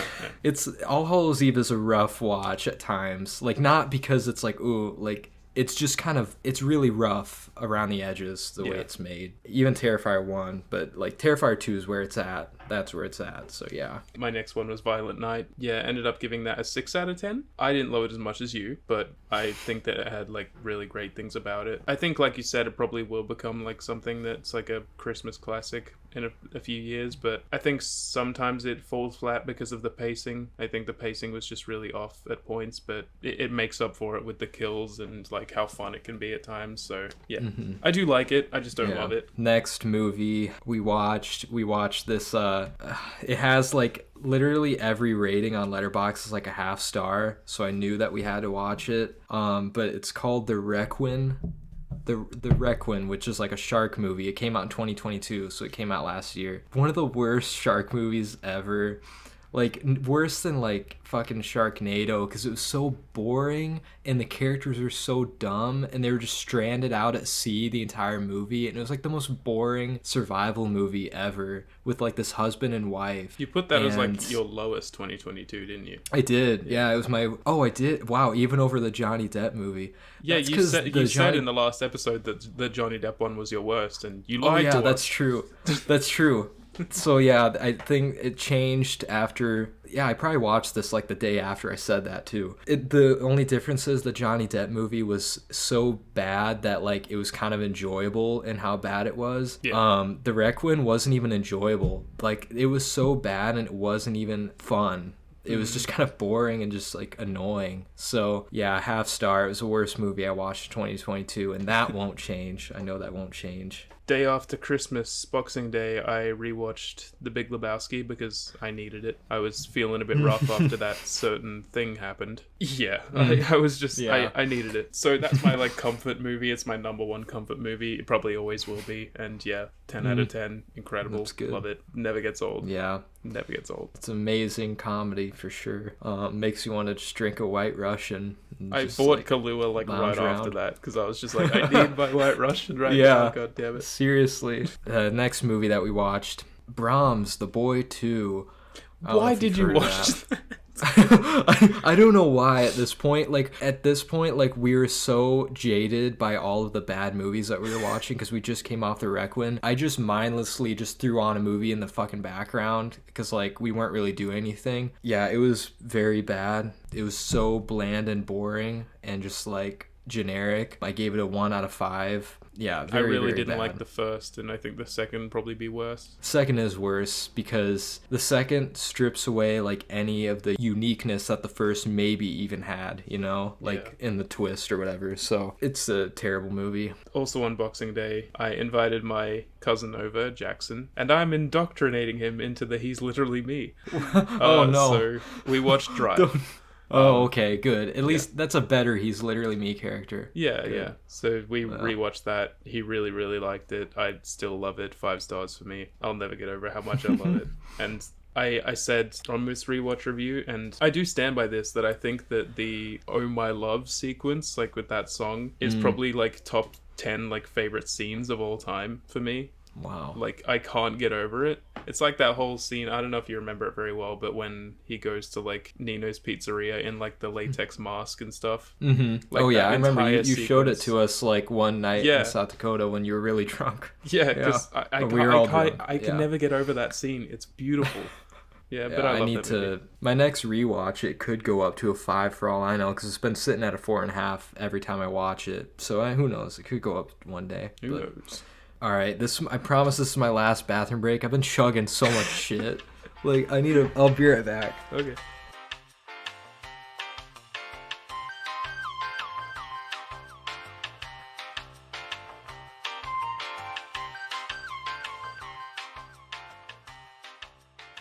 Next, this is the last movie I watched with Nick, and it was a very fitting one. Like, we rewatched Dumb and Dumber. And man, it was just the perfect buddy comedy movie for like any two friends. Like, Yeah. it was hilarious. 5 out of 5. It is tied now for my favorite comedy of all time because I've seen this like 100 times, you know, and it's just it never gets old. We were laughing so much, and like I've never laughed so hard in a while. So like I just needed a movie like that. And the fucking soundtrack, I just realized this time around the soundtrack is incredible. Like legitimately incredible. If you ever like look up the Dumb and Dumber soundtrack. No, I used to have it like on CD when I was growing up. Oh. Like yeah. It's a great soundtrack. It's just a great yeah, we just got drunk and watched Dumb and Dumber, and it was just a good time. So you want to hear the most annoying sound in the world? guys that it is the most quotable fucking comedy ever. It's like great. I always use this quote.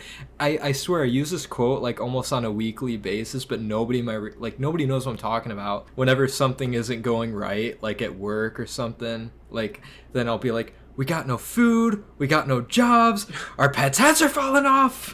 Like, and people are just, they don't know what I'm talking about, but it works all the time. So pull 5 over. out of fucking no, 5. It's a cardigan, but thanks for noticing. Pull over. And then I love how he's like, they're singing the Mockingbird. Yeah. And then they're like, hey, there's some guys on the side of the road, pick them up. Just fucking hell, it's the funniest comedy ever. It's great. Anyway, I just keep I can't get it out of my head. Then the next day, this was New Year's Eve. So I've been doing this like for a couple years now. I've been doing this tradition to where I'll rewatch Phantom Thread on New Year's Eve because there's a big New Year's Eve scene in the movie. Yeah. So it just seems fitting, and yeah, I mean, still a 5 out of 5. I think it's just a really beautiful movie, pretty much perfect in every way. Next one was a rewatch of John Wick because I showed it to Julia. I saw that you guys watched through those. Yeah. Yeah. The first one I wasn't like ever really. I loved it, but I never gave it like a 10 out of 10. But this time around, I was like, you know what? Fuck it. It's a 10. Mm-hmm. Who cares? Yeah. Like, it's just so good. Even my least favorite of the 3 is that fucking good. It's a perfect start to the trilogy. It's just so good. That's ironic because like the first one is my only 5 out of 5 of the trilogy actually. Rewatch them. I should rewatch them. I mean, I've already talked to you about the second. They are really rewatchable. You could just throw them on any time and like get pulled in. But no, it's a fucking amazing trilogy. Yeah. My first movie of 2023 was Perfect Blue. Oh, wow. Yeah, because I don't know why. I just felt like watching that. I think it's because, like, a goal for me this year is to watch more animated movies and anime, whatever, movies. Yeah. Just because I don't watch them enough. How incredible is it? It's so fucking good. Incredible, yeah. I was really wanting to give it a 5, but, like, maybe on a rewatch someday, because it's still an amazing mindfuck of a movie. And just for 1997, like, the animation was beautiful, the songs were great, the soundtrack, the voice acting, like, everything was pretty much spot on. It's fucking scary too. Like, it's just scary. It is fucking, yeah, it's just creepy. When she's in her apartment and like she's getting these messages and like you just feel like somebody's watching her through the window. Like it is creepy for and like that whole sequence at the end movie. where that vision of her is like jumping all over the buildings and shit. I was like, oh, this is fucking nightmarish. What the hell? Isn't it? Yeah.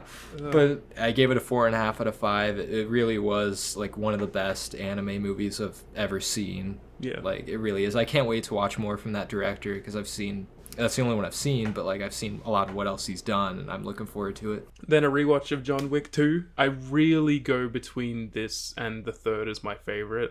I think that chapter 2 is like, I think it's just, I love the ending so much. I love like how it leads up to it so incredibly well. The action is fantastic. It's just amazing. Like, I just fucking love it. I don't know what else to say. But I like initially gave it like a 7 out of 10, but now it's like it's a 10. It's a fucking 10.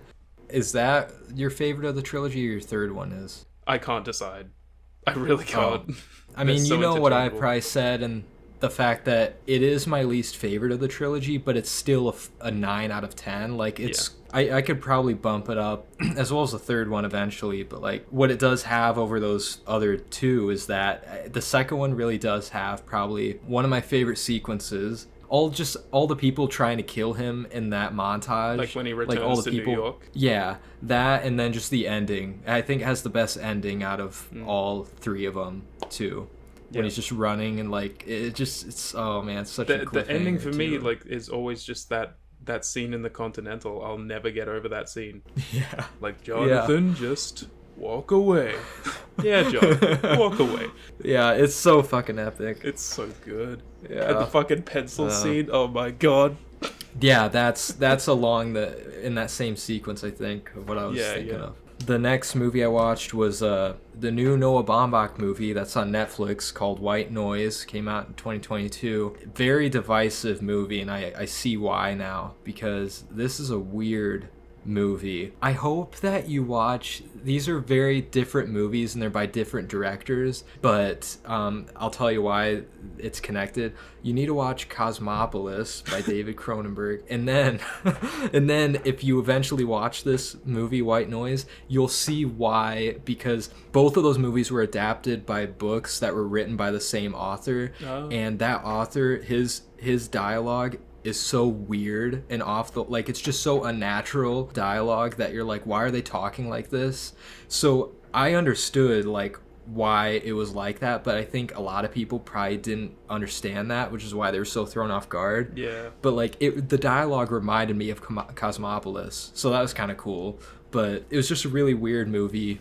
It was pretty good. 7 out of 10. Good cast. Adam Driver was like hilarious, even though he played like a really dry character. He was just funny. I don't know, it's worth a watch because it's just a very strange movie. Next was John Wick 3, and I think that but I tossed up between 2 and 3 as my favorite, but I will say with a high level of confidence that this one has the best action. Oh yeah, it just does. I agree. And it never stops like upping itself, you know? Like, it's just like, fuck, man. Like the opening scene with like that whole knife scene in the fucking museum, incredible. Yeah. And then there's like the whole ending sequence where it just goes on and on with these like combat fights with like knives and shit and beating the shit out of each other. And then like fucking what, I don't know, the dogs, like all that shit. The dogs, when he's on the horse and the motorcycles, and like it just keeps going. It one-ups itself each time. It's great. The kills got so creative in that movie. Yeah. Yeah. It was entertaining. And then isn't that the same one? Or am I thinking of the second one?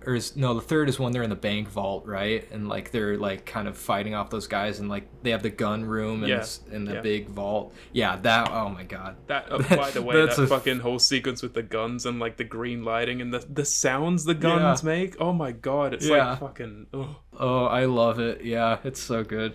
John Wick is like the sexiest man alive, honestly. Like, Jesus Christ. You just want to see him, for like, the fourth. Yeah, I can't wait for the fourth either. It's just... how are they going to top it? Like, can they top the third one? I don't know how they could. I bet you they can, though. Like, somehow. They probably can. As long as they stay good, I'm fine with them going on forever. But, man, I hope that... Because right now it's like a perfect trilogy, basically. Yeah. I mean, it basically is. So, like, I hope that they follow through with that. But guess we'll see. I watched... this was a movie that I bought the Criterion copy of. It was a blind buy. It's called Rumblefish. It's by Francis Ford Coppola, and the main reason I bought it is because it's starring a young Matt Dillon. I had to buy it. Ever since The House that Jack Built, I'm just... Anything Matt Dillon, it's gonna be great. And yeah, it was great. How do I even fucking describe it? It's just a very beautiful, like, movie of beautiful character drama, crime movie. Yeah, Nicolas Cage is in it. I didn't even know he was in the movie, but he is. Yeah, just watch it. I don't know how to describe it, but I gave it a 4 out of 5. Great movie. First watch of the year was a rewatch of A Silent Voice. It's a like 2016 anime movie. I showed it to Julia. Gave it a 9 out of 10 this time around. I think I gave it like a 7 or 8 out of 10 on first watch, but this time it really got to me and I really loved it. I teared up quite a bit, actually. It's just a really great movie. It's so heartfelt. The story is just beautiful. Absolutely love it. Next one I watched was The Menu, which we already talked about. At first I was feeling a 4 out of 5, but then I actually bumped it up to 4.5, like I said, because I just couldn't stop thinking about it. So yeah, it's just incredible. incredible movie. It's a banger. Finally did it, Quinn. I watched Moonfall. Oh no. Oh yeah, that one. Yeah. Fuck. I gave it a 3 out of 10, but in terms of entertainment value, it's a fucking 10, let me tell you. Is it a 10, really? Out of In terms of entertainment value, it's actually really Damn. entertaining. It's just like, it is so stupid. So stupid. If you watch it with like a group of friends and like really analyze like what the characters are saying and shit, it's like, oh my god, this is dumb. And like the way it ends as well, holy shit. Oh my god, it just goes so extra. It's fucking unreal. I'll have to be in a certain situation to ever watch that, but watch it with a friend if you do. Like, yeah, it's just really fun. Next one I watched was yet another blind buy, actually. A while back I bought Rope by Alfred Hitchcock. Yeah, great fucking, like, I see why he's called a master of suspense. It was just a very like short but thrilling crime drama. I don't know. It's like these two guys commit a murder and then they're trying to like, then they have like a dinner party come over right after they commit the murder just to see if they can like, you just have to watch it. It's just a good like murder drama, whatever movie. Sounds good. So 4.5 out of 5. Yeah, it was really amazing. I really fucked up. Like sometimes I just want some, you know, dumb trash to watch or whatever. Like, you know, I mean, you do too, right? Oh yeah. So I chose a movie called The In-Between, and it's a Netflix Joey King movie, and it's like a romance, and it's really fucking bad. Has Joey King ever been in anything good? Probably not. I don't think she has. But this was like especially painful. I gave it a 1 out of 10. Fuck it. I hated it so much. It's like nearly 2 hours long as well, so it felt like it went on forever. And it uses like Never Tear Us Apart by In Excess over and over again, and that song always ties me back to thinking about Donnie Darko. So like they used it over and over again. It's like they're ruining that movie for me, and they're also just it's a shit fucking movie. I hated it. Terrible. See, my New Year's resolution was to like I'm only trying to watch good movies for as long as I can. Like if I can have a good movie streak that goes on forever this year, that'd be great. But I don't mind movies like Moonfall where it's actually like stupid and fun and goofy, but like that was just miserable to sit through. Yeah, it sounds pretty miserable. Next movie, these next two were actually rewatches. They're my last two ones because these are two directors that I really want to get into their stuff, but these movies I watched and they didn't like... I need a rewatch of them, basically. The first one was The Seventh Seal by Ingmar Bergman. I watched this 2 years ago and I gave it like a 5 out of 10. I remember you talking about it, yeah. I didn't see what was special about it. It was just, I thought it was really, I was like falling asleep my first time watching it. The second time was better because I was more awake, but man, there are still moments that really drag, and it's only an hour and a half and it still drags. So like, I don't think it's amazing like everyone else does, but I gave it a 7 out of 10. It's still a good movie. I just hope that I like more of his stuff going forward. Enough. My last one was yesterday. I watched Cha Cha Real Smooth. I saw you had the same issue I did with it. Yeah. God, he's annoying. God, he's annoying. Yeah, the main character. I feel like you either love or hate the main character, because I've seen people like think he's just such an endearing character, and like I just think he's trying too hard to be quirky and exactly goofy. Way too hard to be quirky.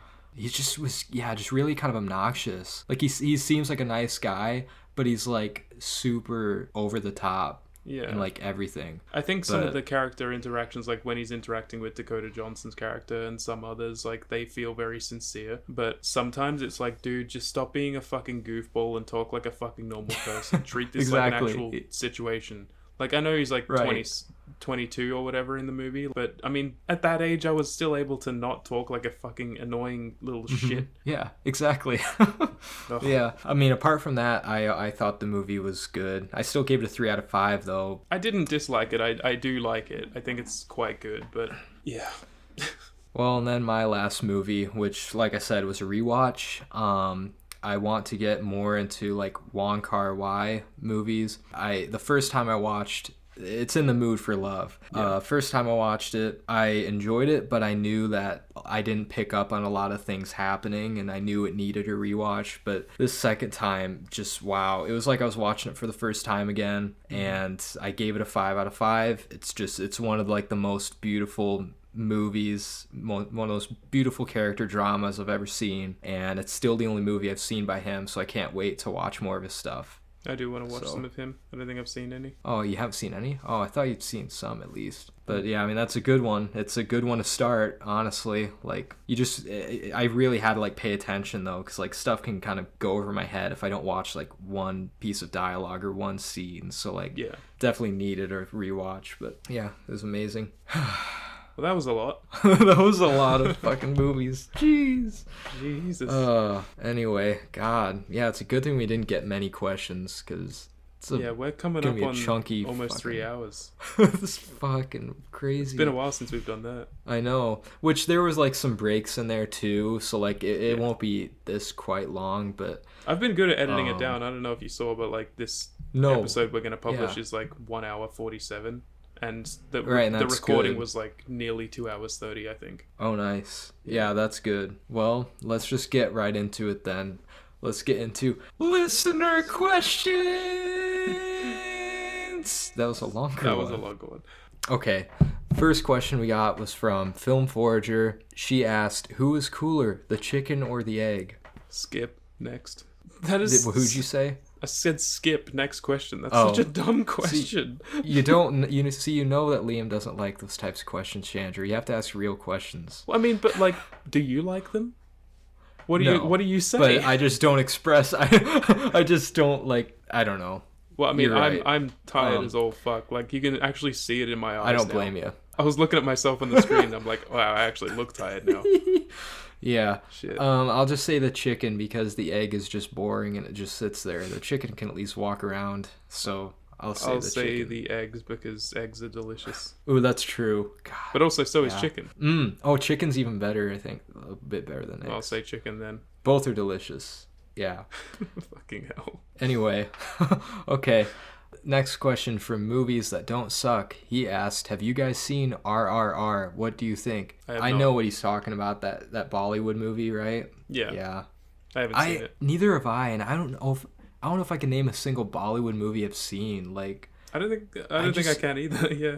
But I'm just really afraid that the style is not going to be for me because I already know they have a really extreme style. Everyone's talking about RRR though. Right, everybody is, and like most people love it. But I've seen clips, and it looks like the goofiest, like crazy action, whatever. Like I've seen clips, and like I don't know. Maybe I'll watch it at some point, but I'm not in a rush. Yeah, me neither. Next question. Well, this is actually the last question that I got on both my page and the podcast page. And I didn't get any. Oh shit. All right. Well, the last question was from All Right So Reviews. He asked, most anticipated films of 2023. I'm so sick of this question. Well, I mean, it makes sense, I guess, since we're kicking off the new year. But yeah. And I just made a post about this, actually, so I'm just going to refer to my post and see what I put. I think off the top of my head, like, Oppenheimer, obviously. Beau is Afraid. I don't know, fucking... John Wick 4, obviously. Yes, yeah, that one, yep. Mm-hmm. Yeah. No, I put those three as well. By the way, I thought that his movie was going to be called Disappointment Boulevard. Yeah, he changed the name. I was afraid. I like Disappointment Boulevard better. It depends on the context of the movie, I guess. Like, if we watch it, we might feel like it's better. That's true. And at the end of the day, like, the names, whatever, I just care about the movie. But Knock at the Cabin, I'm looking forward to that. No, next M. Night Shyamalan movie. I hope it's good. I'm going really in with a grain of salt, but, you know. Yeah. Like, I mean, regardless of, like, whether we like, you like the M. Night Shyamalan movies or not, it's always, like, a cultural event whenever he drops a movie, you know? It just is. Like, oh, the new M. Night movie. I'd say definitely, like, Quantum Mania for me. Of course, yeah. Across the Spider-Verse, definitely. Guardians 3. I'm looking forward to Cocaine Bear. Yeah. Cocaine Bear, because, well, I didn't even know that Ray Liotta was in the movie. Now that gives me an actual reason to look forward to it. I didn't know that either. Oh, I know. It's probably going to be his last movie, too, his last credit. Also, Winnie the Pooh, Blood and Honey. Of course, yeah. A horror movie about Winnie the Pooh. Oh, and Renfield. I do want to see Renfield when that comes out. What's that? It's the, like, Nicolas Cage vampire movie with Nicholas Hoult. Oh, yeah. Fuck yeah. I didn't know that was coming out this year. The Super Mario Bros. Movie. Oh God. Forgot about Transformers: that. Rise of the Beasts. Oh no. No. Please. I kind of want to see the new Napoleon movie by Ridley Scott with Joaquin Phoenix. I don't know anything I mean, I just want like a good historical drama because I don't like love that genre, but when a good one comes along, that's kind of cool. Maybe that one. And then Evil Dead Rise I put down as well because I hope it's better than the last Evil Dead movie we got. That's all I want. That's pretty much it for my most anticipated. Before we end, we gotta say thank you again to our patrons. Yes. Thank you, patrons. First, kath.reviews. Kath, thank you so much for being a patron. You are the best. Yeah. Flick. If you're watching the video, then you get a flick. Wait, what? Oh, yeah. I forgot you guys had your flicking contest.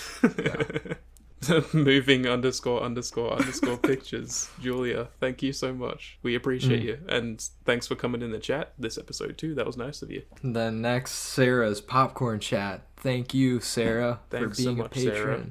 Get in the chat sometime, Sarah. The support. These time zones, though. I mean, the time zones are hard. You know, don't I fucking know it? Yeah.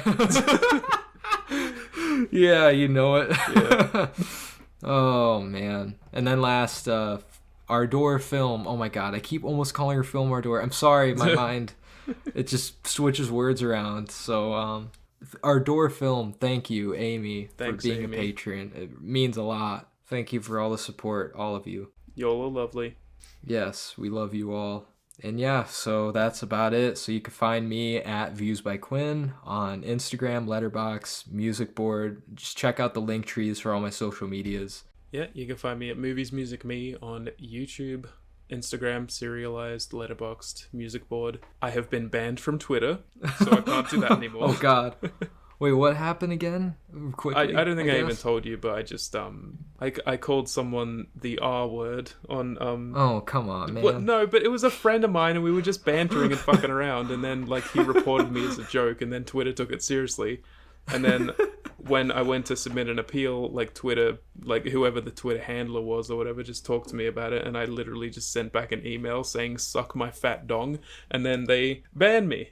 So Of course they would after that. oh, but come on, take a fucking joke. I know. Oh my god. Well, yeah, but I mean, I said I was bantering with my friend, and they're still like, "Oh, we're actually gonna ban you still," and I'm like, "Yeah, fuck you guys."